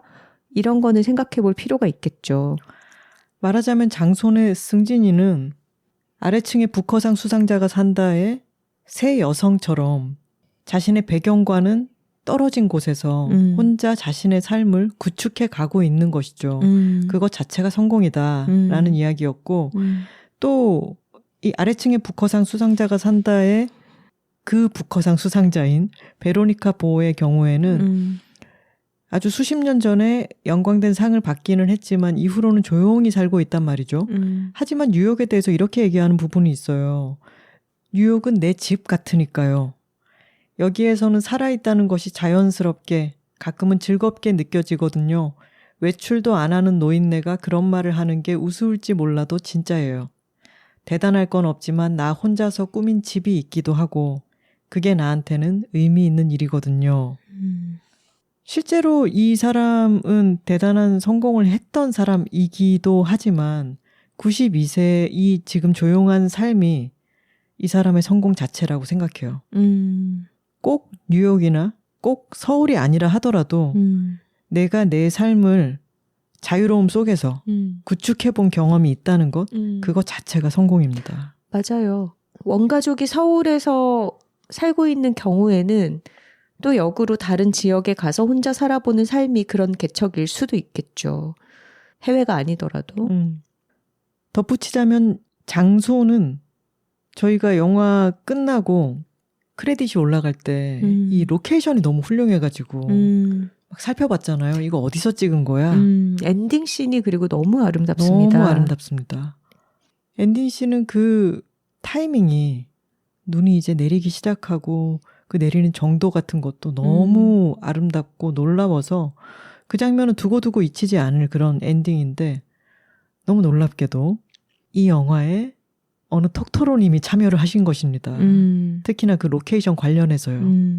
아주 자랑스럽게 생각하고 있습니다. 네, 수고 많으셨어요. 정말 잘하셨습니다. 조금 더 이야기를 해보자면은 저희는 서울에서 산 기간이 부산에서 살았던 기간보다 훨씬 더 길고 저희가 부산에 갔다고 해서 이제 집에 왔구나라고 느끼지 않아요. 손님이지, 손님. 엄마들도 그치. 불편해하고. 그리고 우리는 뭐 어디에 맛집 이런 것도 외지인 수준으로만 알고 있고 또 역시 부산이 탁 트이고 시원하고 바다가 있어서 좋구나 그런 편안감을 느끼기는 하지만 서울에 돌아오면 이제 다시 집에 왔다. 우리 고양이들이 있는 우리 집에 왔구나라고 느낀단 말이죠. 부산에서 살았던 기간은 19년이고 서울에서 산 기간은 좀 있으면 30년이죠. 그렇죠. 그래서 저희는 이제 서울에서 생활이 저희는 이제 집도 샀고 고양이들도 이곳에서 같이 살고 또 동거인과 여러 가족을 이렇게 이루어 있고 인간관계도 다채롭죠. 그러니까 서울살이에 아주 많이 적응을 했다고 이야기할 수 있죠. 근데 저희가 요새 꿈꾸는 것은 이제 매일매일 고양이에게 안정을 줘야 되고 케어를 해야 되는 이런 상황이 아니게 되는 미래의 어느 시점에는 조금 더 홀가분하게 우리의 일이라는 것은 노트북을 들고 글을 쓰고 또는 녹음을 해서 발신하는 것이니까 이게 꼭 서울에 있어야만 가능한 것은 아니잖아요. 그래서 그 시점이 되면은 서울이 아닌 한국의 다른 곳일 수도 있고 다른 작은 도시이거나 또는 부산이거나 제주도일 수도 있고 또는 외국일 수도 있고 그렇게 다른 곳에서 살아보고 싶다. 그런 꿈을 갖고 있죠. 서울이 주는 어떤 문화적 밀도의 장점들, 교통의 편리함, 그리고 밤늦도록 여러 가지 편의시설이 돌아가는 이런 것들의 이면이 또 그 분주함과 밀도와 바쁨과 편의에 희생되는 여러 가지가 있는 것 같아요. 그러니까 정말 잠들지 않는 도시인 거죠. 그런 것들이 주는 혜택을 우리가 누리는 부분도 분명히 있지만 예를 들어서 저희가 프리즈 아트페어를 보러 코엑스몰에 갔을 때 정말 더운 날이었잖아요. 너무너무 뜨겁게 더운 날에 지하철로 가는 통로를 지나가는데 거기에 열기를 더하고 있는 게 지하철 통로를 완전히 꽉 채운 LED 모니터 광고판. 그런 거를 보고 있을 때 좀 대도시 생활이 지긋지긋하죠. 맞아요. 환멸이 나죠. 이렇게 더운 와중에 냉방시설도 엄청나게 가동을 하고 있는 와중에 이 사람들에게 뭐라도 좀 더 알리겠다고 이 광고판을 틀고 있는 여기서 나오는 어떤 열기가 더 뜨거움을 더하고 또 이걸 식히기 위해서 냉방을 에어컨을 더 하면서 쓰는 전력은 사실 서울에서 생산하지 않잖아요. 원자력 발전소 같은 거 다 지역에 있고 거기 주변 사람들이 희생되고 있는데 이런 걸 생각하면 너무 이기적으로 느껴지죠. 대도시에 산다는 것 자체가. 저희도 지금은 고양이들과 함께 서울에 있는 삶에 어느 정도는 붙박혀 있기는 하지만 사실 서울 와서 성공할 기다. 예, 성공이 별게 없다는 것도 알았고 그냥 우리 삶을 잘 매니지하면 된다라는 것들도 이제는 그 편안함을 찾았기 때문에 정말로 다른 지역에 가서 다른 방식으로 조금 더 느리게 살아볼 수도 있지 않나 이런 생각도 하게 되는 시점인 것 같아요. 또 그런 생각을 가지고 제주에 가서 살고 계신 분들도 많이 있잖아요. 꼭 제주가 아니더라도 다른 도시에서의 삶을 언젠가 실험해 볼 수 있지 않을까 싶습니다. 저희도. 방금 속으로 어디가 좋을까 이런 거 생각했어요? 아니 제주 분들 외지 사람 되게 싫어하는데 뭐 이런 생각을 하고 있었어요. 왜 몇 년 살면 외지 사람인 거예요? 가서 자리 잡으면 거기 사람인 거지. 얼마 전에 선우 씨랑 제가 어느 독서 커뮤니티를 운영하는 어떤 곳과 미팅을 했는데 거기서 흥미로운 얘기를 들었어요. 이 모임이 서울에서 큰 성공을 거뒀기 때문에 이제 2호 서비스, 3호 서비스를 사업을 시작하기 위해서 어디가 타당할까 이 지역들을 좀 취재하는 리서치하는 기간을 거쳤는데 결론은 서울이 아니면 한국 안에서의 다른 지역은 적합하지 않다였다고 해요. 근데 그 이유가 어떤 문화적인 열망을 가지고 더 나은 삶을 위해서 책을 읽고 토론하는 사람들이 그 독서 커뮤니티에 모이는 거잖아요.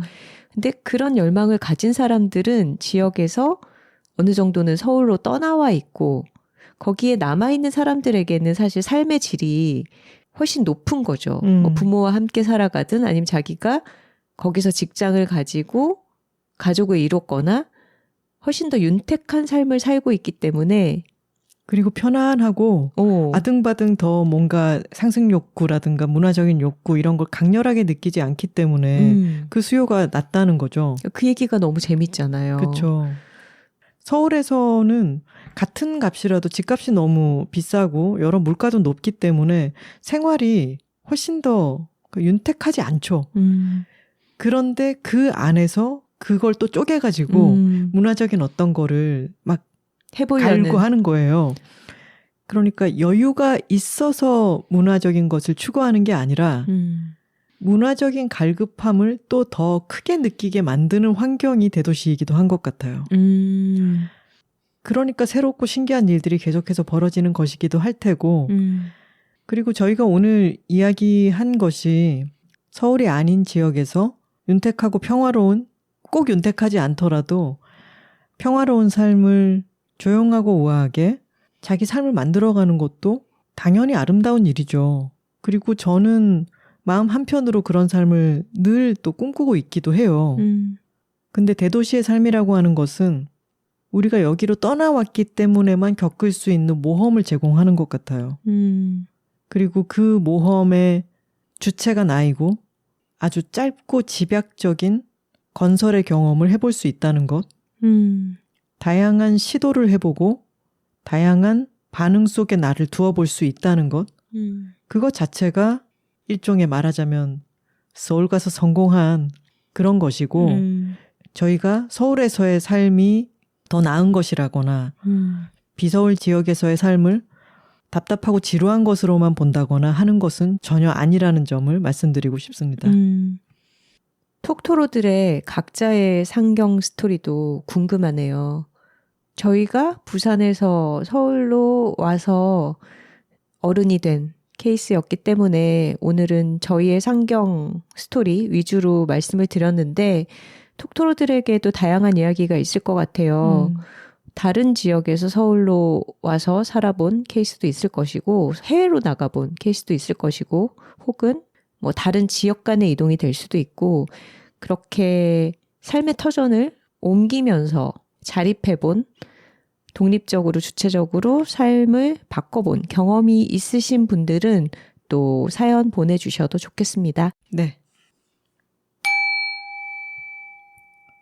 댓글 소개 시간입니다. 사연과 광고 문의는 w2talking, w 숫자 2, talking @gmail.com으로 보내주시면 됩니다. 지난 115화는 추석 특집 소원을 빌어보자 편이었습니다. 숨토로님이 댓글입니다. 언니들 팟캐스트 듣고 나서 후다닥 옥상으로 나가 보름달을 찾았습니다. 밝은 광채가 옅게 낀 구름을 뚫고 나오고 있더라고요. 그야말로 상서로운 기운. 속세에 가까운 소원 하나, 덜 가까운 소원 2개, 전형적인 숫자 3에 맞게 소원 빌어봤습니다. 괜히 좋은 일이 생길 것 같은 기분이 들었어요. 어렸을 땐 보름달에 종종 소원 빌었던 것 같은데 언제부턴가 그런 귀엽고 포근한 낭만들을 잊고 지나가게 된 것 같아요. 올해는 언니들 덕분에 낭만도 다시 찾고 달림 기운도 잔뜩 받고 갑니다. 톡토로 여러분 모두 소원 성취하는 2024년 되셔요 하셨습니다. 네, 입춘98님께서는요. 루틴대로 저녁 산책 나가던 길에 아침에 들은 여둘톡이 떠올라 무슨 소원을 빌까 고민해봤어요. 이것저것 많은 것 같기도 하고 막상 구체적인 단어가 떠오르지 않기도 하더라고요. 전망대에 올랐는데 마침 구름이 비어있는 부분으로 달이 얼굴을 내밀어 주어 몇몇 사람들과 함께 가만히 올려다볼 수 있었습니다. 소원은 아니지만 감사합니다 하고 마음속으로 말해봤어요.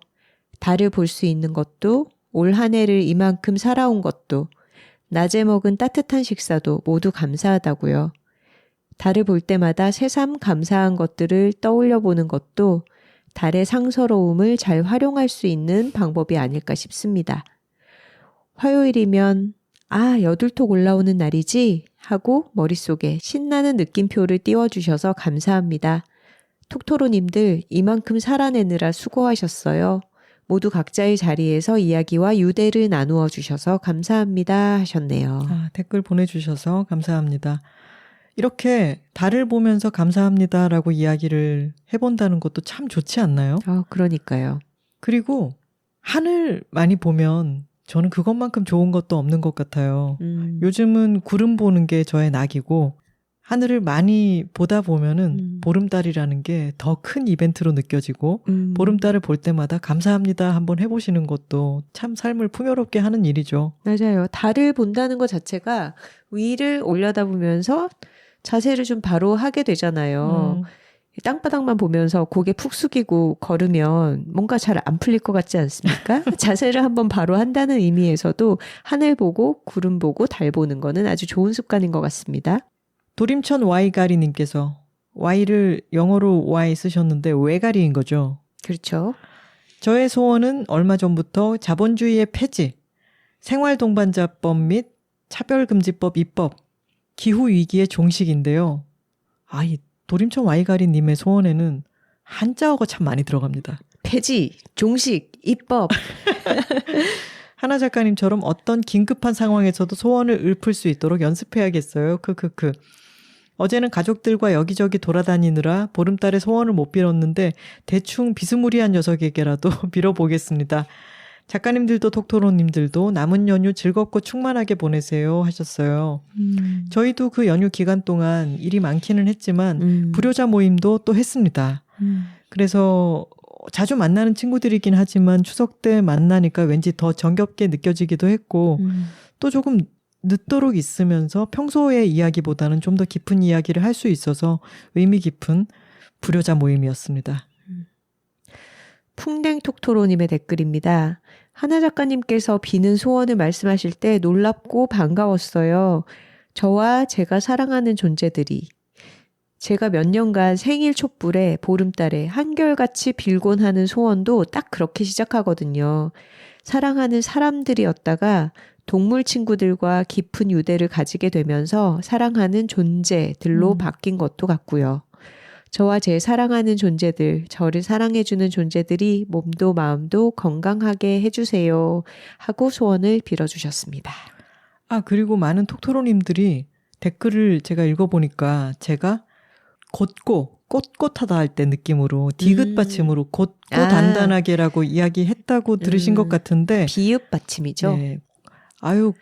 곱다 이런 얘기할 때 왜냐하면 단단하게가 있는데 곧기까지 하면 나이 들면 이제 좀 사람이 유연해지기도 해야 되는데 너무 딱딱 일로로 가는 것 같아서 곱고에는 많은 것들이 들어갑니다. 거기에는 부드러움, 나긋함, 푸근함, 따뜻함 여러 가지들이 아름다움도 들어가니까 곱고 라고 다시 한번 생각해 주시면 좋겠네요. 하지만 우리 이옥선 작가님은 곧고 단단하신 것 같은데요. 곱고 단단하기보다는 곧고 단단하지 않습니까? 맞네요. 까칠한 분도 한두 분 있어야죠. 연일 온라인 서점 에세이 부문 1위를 달리고 있다는 소식을 다시 한번 전해봅니다. 그리고 추석 연휴 마지막 날에 이옥선 작가님 생신이기도 했어요. 맞아요. 그래서 또 여러 가지 경사가 한꺼번에 생겼구나. 참 멋지지 않나요? 76세 생일에 이 책을 내서 베스트셀러 1위를 하고 있다라는 것은 우리가 태어나는 건 우리 자신의 결정이 아니지만 책을 낸다라는 거는 스스로 그리고 주변에 약간의 물고문이 있긴 했지만 주변의 약간의 도움으로 스스로 성취해낸 어떤 업적으로 76세 생일에 그렇게 탑의 위치에서 축하를 2배로 받는다는 게 저는 너무 멋지게 느껴지고 이것이 제가 가야 할 길이다 라고 또 다짐을 했습니다. 76세 베스트셀러를 찍겠다. 네, 저는 좀 적당히 일하고 은퇴해야지 생각했는데 어머니의 활약을 보니까 아닌 것 같아요. 저 굉장한 자극을 받고 있어요, 요즘. 저 또 미신적인 사람이 이런 얘기 해도 되려나 모르겠네요. 네. 이옥선 씨의 제가 사주를 어디 무슨 사주 정보 이런 데 넣어봤더니 무슨 은행의 반이었어? 말년에 뭐라고 나왔냐면 말년에 자식으로 인해 영화로워진다라고 돼 있었던가 명예가 올라간다라든가 이렇게 되어 있었어요. 굉장히 소름 끼치는 적중률이었습니다. 그렇죠. 즐거운 어른 제1호 홍보대사의 말이었습니다. 네, 그렇게 되고 있네요. 심플님께서 이번 추석 연휴 집에 가면서 읽으려고 급하게 즐거운 어른 주문해서 가지고 갔어요. 근데 너무 신기하고 웃긴 경험을 했는데 여둘톡 통해 이옥선 작가님 편을 들어서인지 글이 이옥선 작가님 억양으로 읽혔어요. 제 고향이 경상도여서 가능하기도 했겠지만 그 유쾌하신 말투가 인상 깊어서였던 것 같아요. 책이 너무 재밌어서 후딱 읽어버린 탓에 집으로 복귀하는 길엔 읽을 책이 없어서 여둘톡 듣고 있습니다. 제 연휴를 가득 채워주셔서 감사합니다 하셨네요. 약간 음성 지원이 되는 그런 글이죠. 이옥선 작가 말투가 좀 셉니다. 톡토로들은 그 말투를 또 참 좋아하는 것 같아요. 조이야 톡토로님이 댓글 달아주셨네요. 추석날 집으로 오는 차 안에서 듣는 여둘톡 너무 반가웠습니다. 내 식구가 같이 들어서 더 좋았고 저의 댓글이 소개되어서 어깨가 뿜뿜했지 뭐예요. 감사합니다. 이번 주에도 또 뿜뿜하실 수 있겠네요. 소원에 관한 여둘톡을 듣고 저녁에 아들이랑 산책했어요. 과묵한 중1 아들이랑 단둘이서요. 저희 둘째가 작년부터 사춘기였는데 올여름 관계를 조금은 회복했어요. 제가 무슨 얘기만 하면 얼굴을 찌푸리고 싫은 티를 팍팍 내던 아들이었거든요. 둘이 2박 3일 제주 여행을 했는데 엄청 좋거나 친해진 건 아니지만 마지막 날에야 한 팀이 된 느낌이 들었답니다. 렌터카 반납하고 공항까지 제가 늦을까봐 후덜덜 하면서 운전했거든요. 엄마도 많이 부족하고 모르는 게 많다. 너희 어렸을 때는 다 잘해내야 한다고 생각했지만 이젠 아닌 것 같다. 엄마의 부족한 면을 도와주기도 하고 잘 봐주라. 라고 운전하면서 얘기했어요. 그게 통했을까요? 집에 와서 이것저것 정리하고 아들 신발을 빨고 있는데 엄마! 하고 부르는 거예요. 저는 뭔 일인가 무슨 일이 났나 싶어서 물었죠. 겨울이 좀 봐. 하고 저희 집 고양이를 보라는 거였어요. 자기 책가방에 쏙 들어가 있는 게 귀엽다고요. 저도 같이 진짜 귀엽다고 웃으면서 신발을 닦다가 울컥했지 뭐예요. 생각해보니 아들이 먼저 저를 이렇게 부른 게 얼마만인가 싶어서요. 아들이 먼저 그렇게 소소한 대화를 건넨 것도요. 어제 보름달을 보면서 아들한테 소원 빌었어? 물으니 끄덕하대요. 둘이 산책한 것만으로도 기뻤는데 자기 전에 또 저한테 큰 소리로 엄마 겨울이 3.4kg야 하는 거예요. 저는 이렇게 아들이랑 웃으며 대화하는 것만으로도 소원 이룬 듯 싶습니다. 밝은 달 소원 빌기 여자 둘이 고양이와 살고 있습니다. 화요일 여둘톡이 저의 이번 주를 빛내주네요. 감사합니다. 하나선우 작가님 이상입니다 하셨어요. 사춘기 아이들과 관계가 서먹하거나 좀 힘들어져서 고민하는 저희 주변에 또래 친구들도 많이 있는데 고양이가 지금 아주 큰 몫을 하는 것 같아요. 그러게요. 그리고 가족 구성원이 뭐 3명, 4명 이렇게 있어서 단체로 움직이거나 모이거나 할 경우가 많지만 역시 인간관계의 여러 가지는 1대1로 벌어진다 이런 생각도 들고요.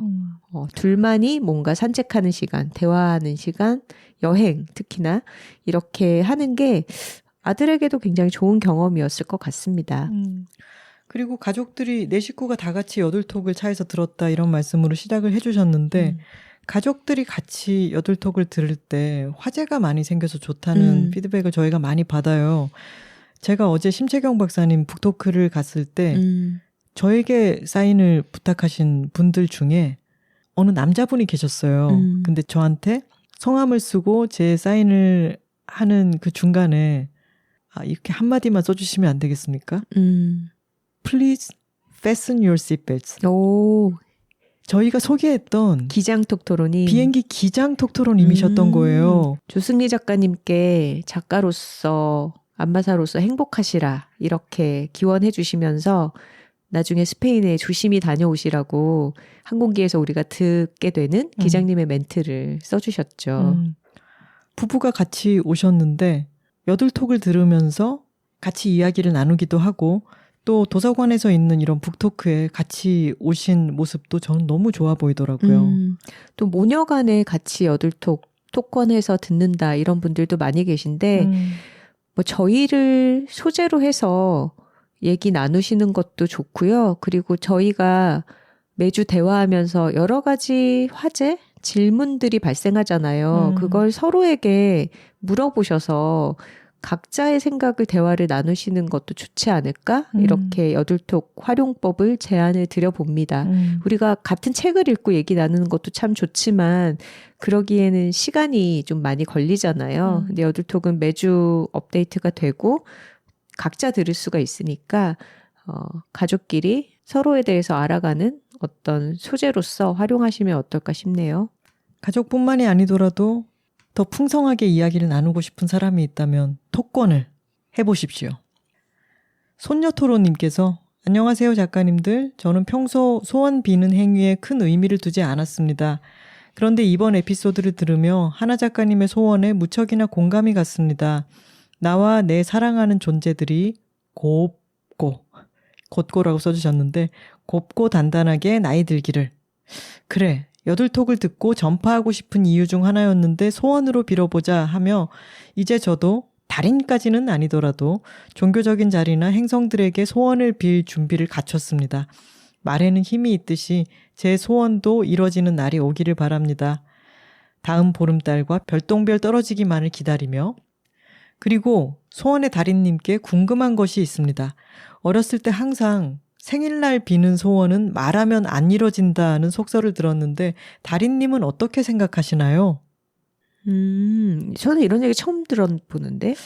소원은 속으로만 생각해야 돼 이런 얘기 들었을 때는 있었어요. 입 밖에 내면은 그 효험이 떨어진다. 또는 뭐 그런 얘기는 들어본 것 같네요. 꿈 얘기도 그렇게 밖으로 얘기하면 안 된다 뭐 이렇게 말하는데 저는 그렇게 생각하지 않습니다. 달인은 그렇게 생각하지 않는다고 합니다. 네, 음성으로도 말하면 2배가 되는 거죠. 옛날에는 외부 자극이 그렇게 많지 않으니까 속으로만 되새겨도 그거를 속으로 계속 되뇌일 수 있겠죠. 근데 요즘은 외부 자극이 너무 많고 세상이 빠르기 때문에 금방 거기서부터 주의를 잃게 돼요. 우리는 모두 집중력을 도둑 맞았잖아요. 그러니까 밖으로도 말하고 안으로도 말하고 이렇게 하는 것이 2배로 좋다. 저는 이렇게 생각합니다. 전파가 너무 과잉해서 많이 돌아다니는 시대이기 때문에 발신을 확실하게 해줘야 된다. 그렇죠, 이런 그렇죠. 얘기네요. 알겠습니다. 보토로님의 메일입니다. 안녕하세요. 선우하나 작가님. 이번 추석 특집은 저에게 생일 선물 같았습니다. 저의 이름이 여러 번 등장해서 제 이름이 불릴 때마다 살짝 놀라면서 얼굴에는 미소가 번졌어요. 상서롭다의 뜻을 말씀하실 때는 펑펑 울고야 말았습니다. 음력 8월 15일에 태어나 매해 추석이 생일인 저는 명절에 풍요로운 축하를 받는 좋은 날들이 많을 것 같지만 마음이 오히려 공허할 때가 많았거든요. 귀하고 특별한 날에 태어난 것보다 남아선호 사상이 짙은 때에 세 번째도 딸인 실망스러움이 분위기를 압도했었고 어릴 때부터 그것을 느끼며 자라나야 했기 때문입니다. 이제는 제가 태어난 것이 복되고 길한 일이라는 것을 압니다. 언어의 예언적 속성을 말씀하셨는데 보름달을 바라보면서 언젠가는 제 이름이 뜻하는 것처럼 풍요로워지길 하고 바래왔더니 한 해 두 해 지날수록 정말로 소원에 가까운 삶을 살게 되는 것 같아요. 그 삶의 풍요로움을 더해주시는 두 작가님 항상 감사하고요.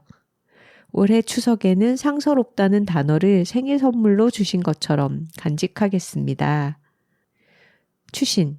제가 태어난 해의 추석은 10월 3일 개천절이었습니다.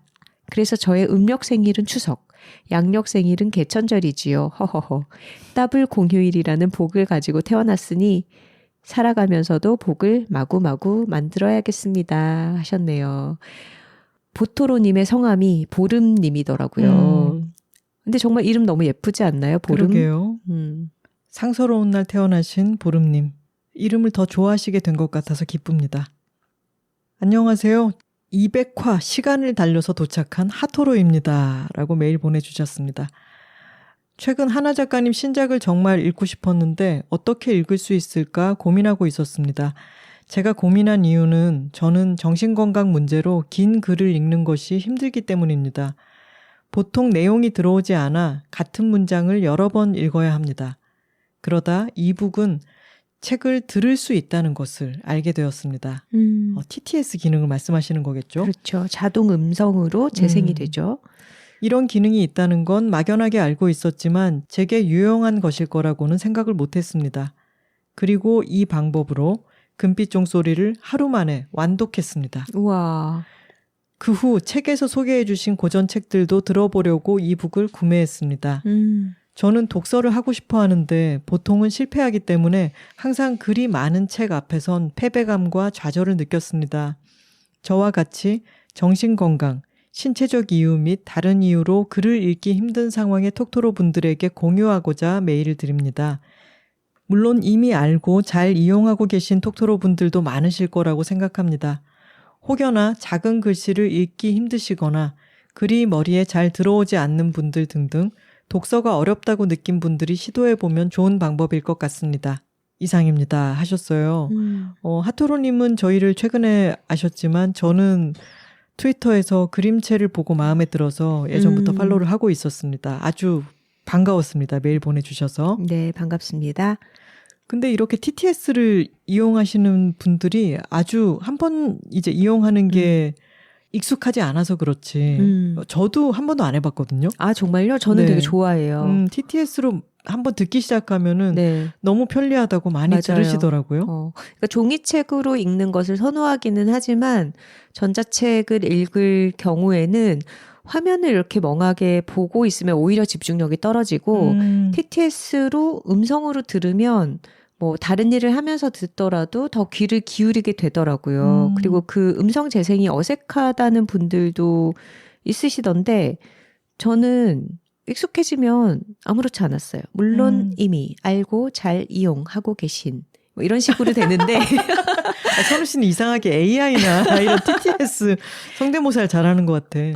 근데 괜찮아요, 정말. 그래서 저도 좀 눈이 피로하거나 쉬고 싶을 때 잘 활용하는 기능이고 아마 이걸 통해서 더 독서의 지평을 넓힐 분들도 있을 거라고 생각을 해요. 우리가 좀 책에 관해서는 이상한 권위주의 같은 거에 우리 자신도 좀 물들어 있어서 오디오북으로 듣는 것도 독서라고 쳐야 되나요? 이런 질문을 하신 톡토로 분들 계셨잖아요. 당연히 독서라고 말씀드렸죠. 근데 뭐 정말 종이책을 우리가 100% 집중해서 읽을 수 있는 게 100이라면 종이책을 읽으면서도 그 100을 다 못 취하는 경우들도 많이 있잖아요. 그러니까 뭐 나는 한 60, 70 정도를 얻겠다라고 생각하더라도 0인 것보단 낫죠. 하토로님 금빛 종소리 즐겁게 읽으셨다고 트위터에 추천도 해주셔서 대단히 감사하게 생각하고 있습니다. 김밥토로님의 메일입니다. 안녕하세요. 오늘 저녁으로 김밥을 먹은 김밥토로입니다. 배고파요. 진짜? 김밥 맛있겠다. 오랜만에 메일을 드립니다. 114화 숨쉬듯 나대는 사람 이야기 장수 이현실 대표 편을 듣고 메일을 쓰지 않을 수가 없었습니다. 저는 한 출판사에서 편집자로 일하고 있는데요. 장수님께서 작가의 말에 편집자 이름이 들어가면 편집부로 바꿔라 라는 이야기를 들으셨다는 말을 듣고 깜짝 놀라고 말았습니다. 저도 첫 회사에서 일한 지 1년이 채 되지 않았을 때 똑같은 말을 들었거든요. 설마 편집자들은 모두 통과 의뢰처럼 이 말을 듣게 되는 걸까요? 당시 제 교정지를 교차 교정 본 상사가 서문에 있던 제 이름에 밑줄을 쳐서 돌려주면서 한 말이었어요. 정확히 편집자는 작가의 그림자여야 된다는 말은 아니었는데요. 언제 이 회사를 나갈지 모르니까 라는 말은 들었습니다. 그 상사도 얼마 지나지 않아 퇴사했고 저도 결국 퇴사하게 됩니다. 당시 제가 다니던 회사는 판권면에 담당 편집자 이름도 쓰지 않았어서 그 이유가 궁금했던 저는 같은 이유로 판권에 편집자 이름도 넣지 않는 거냐고 물어봤습니다. 그랬더니 책이 누구 거라고 생각하느냐고 되묻더군요. 아무 생각이 없어서 띠용 하고 있던 제게 상사는 글을 쓴 것은 저자이니 글은 저자의 것이다. 그리고 책이 나오면 책은 독자의 것이다. 라고 말했습니다. 오, 뭔가 멋지고 진짜 편집자 같다. 라는 생각이 들어서 네, 알겠습니다. 하고 제 이름을 편집부로 바꿨지만 명예욕이 있었으며 가오가 몸을 지배하던 당시의 어린 저는 왠지 분하기도 했답니다. 쉼표 하나, 마침표 하나 꼼꼼하게 다듬었는데 그리고 저자도 샤라웃을 해줬는데 굳이 제 이름을 빼야 된다는 게 약간 억울했던 것 같아요. 그렇지만 덕분에 책이라는 것에 대해서 편집자의 역할에 대해서 더욱 고민하게 되었습니다. 그리고 판권면을 더 꼼꼼히 읽어보는 사람이 되었지요. 에세이 만드는 법을 읽고 장수님을 좀 더 선명하게 알게 되었고 이야기 장수에서 새 책이 나올 때마다 장수님이 또 이런 멋진 책을 내시다니 대단하다, 어떤 분일지 궁금하다 싶었는데 이렇게 여둘톡에서 좋은 에너지가 가득한 이야기를 듣게 되어 유난히 더 반갑고 좋았습니다. 에세이 분야가 저는 아직도 어렵거든요. 다른 편집자들은 어떻게 일하는지 아직도 궁금하고 남의 교정지가 미치도록 보고 싶은데 책 만드는 이야기도 들을 수 있어서 즐거웠어요. 추석 특집 115화도 실실 웃으면서 들었습니다. 구름 때문에 잘 보이지 않는 보름달이 나오기를 기다렸다가 잽싸게 빈 저의 소원은 베스트셀러였답니다. 베스트셀러! 굉장히 부명처럼 빠르게 빌 수 있는 소원이고 이것도 줄여서 베셀 이렇게 그치. 하면 훨씬 빠르게 빌 수 있겠죠. 좋은 방송 만들어주셔서 언제나 감사드립니다. 김밥 토로 드림 하셨네요. 아, 이런 마음이 또 드셨군요.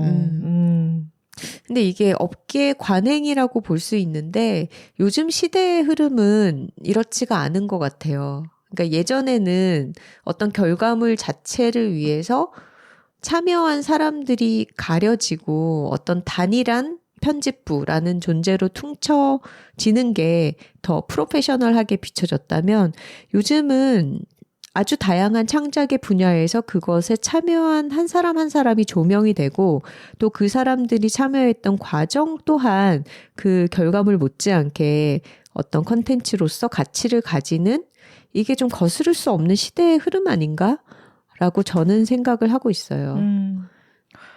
저도 예전에 빅토리노트 서문에 이 낡은 육아일기에 굉장히 애정을 많이 기울여서 책을 꼼꼼하게 만들어주신 당시 콜라주 배윤영 대표님한테 감사드린다고 빅토리노트가 아닌가? 말하기를 말하기였나? 그 두 권 다 콜라주에서 배윤영 대표님이 맡아주신 건데 너무 고마워서 그렇게 성함을 썼더니 빼서 돌려주셨어요. 아. 그래서 다시 한번 넣어서 이거는 꼭 넣지 않으면 나는 책을 안 내겠다라고 본인이 또 이야기를 너무 겸손해서 했었어요. 근데 콜라주는 인프린트였는데 그 모 회사에서 회사를 확 접어버렸거든요.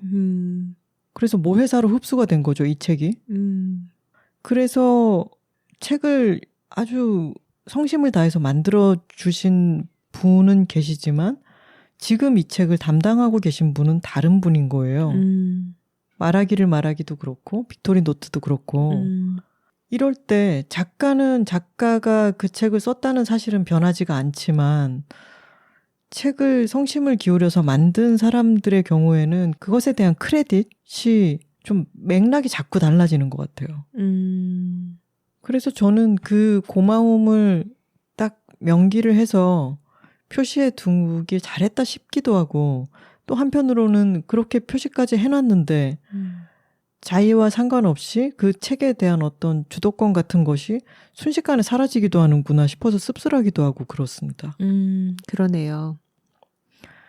그리고 마지막으로 어느 톡토로님께서 긴 메일을 보내주셨어요. 이분은 얼굴을 드러내고 대외적인 활동을 하는 것이 자신의 직업의 중요한 부분인 그런 직업을 갖고 계신데 어느 커뮤니티에서 말하자면 조리돌림이라고 하죠. 그런 악플 세례라든가 어떤 인신공격적인 댓글이나 그런 게시물들이 막 만들어지면서 너무 곤혹스럽고 힘든 시기를 지금 보내고 계신 것 같아요. 그래서 이제 법적 대응 같은 것들도 시도를 하고 계신데 메일에 이렇게 써주셨습니다.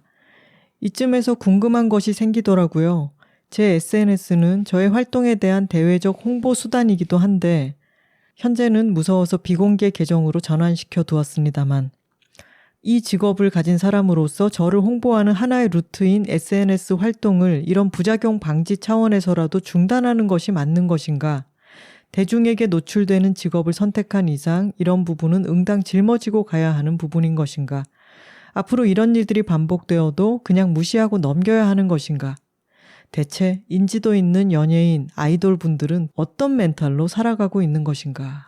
이런 질문들에 언니들의 의견이 문득 궁금해집니다. 라고 보내주셨어요. 너무 고생을 하고 계시네요. 이런 굉장히 건강하지 못한 인터넷 문화를 양산하는 그런 몇몇의 사이트들이 있죠. 지금 그런 사이트들에 불쾌한 게시물들이 올라오고 있다라는 말씀을 해주셨는데 저는 근데 이것에 대한 대응은 대응이고 너무 마음이 힘드시겠지만 내가 왜 이 일을 해서 이런 일을 당하고 있나? 이런 모욕을 겪는 게 내가 이 직업을 선택한 때문이 아닌가? 라는 생각은 절대 안 하셨으면 좋겠습니다. 당연히 여성들이 이런 불쾌한 일을 겪으며 위축이 되게 마련이죠. 근데 최근에 있었던 딥페이크 성범죄에 대해서도 대응이랍시고 나오는 것들이 여학생들한테 너의 사진을 올리지 마라, SNS를 하지 마라 이런 거라고 하잖아요. 그게 해결책이 될 수가 없죠. 당연합니다. 그리고 지난번 이현씨 장수님 편에서도 맨 마지막에 인용으로 들려주신 말씀이 있었죠. 이런 조리돌림을 하고 악플을 다는 사람들은 끝없는 지속력을 갖지는 못한다고 생각해요. 좋아하는 사람들의 좋아한다는 말과 응원 같은 것은 지속적일 수 있지만 이것이 계속되지는 않을 거예요. 물론 너무 곤혹스럽고 이 기간 자체가 너무너무 두렵기도 하고 길게 느껴지고 그리고 당사자가 되어보지 않으면 이 공포심은 정말 알기가 어렵죠. 굉장히 큰 사건입니다, 이것은. 하지만 이것이 지나가긴 할 거예요.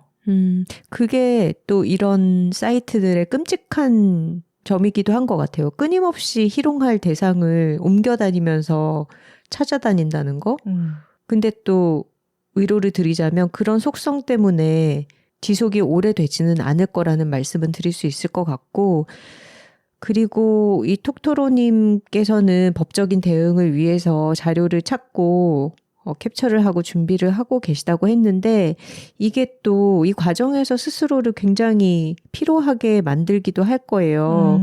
그래서 이 기간에 직접 하기로 결정을 하셔서 진행 중에 계신데 비슷한 상황에 계신 분이라면 법적인 대응은 전문가를 고용해서 하시는 게 정신건강을 위해서 좋지 않을까 이런 생각은 들고 이 대응을 통해서 게시물들을 내리고 모욕과 상처를 준 이들에게 처벌이 진행되었으면 좋겠다라는 뜻을 꼭 관철을 하셨으면 좋겠고 그리고 그 과정에서 너무 많은 에너지를 쓰면서 본업에 대해서 갖고 계시던 의욕과 열정을 다 소진하지는 않으셨으면 좋겠다라는 마음이 가장 크게 드는 것 같아요.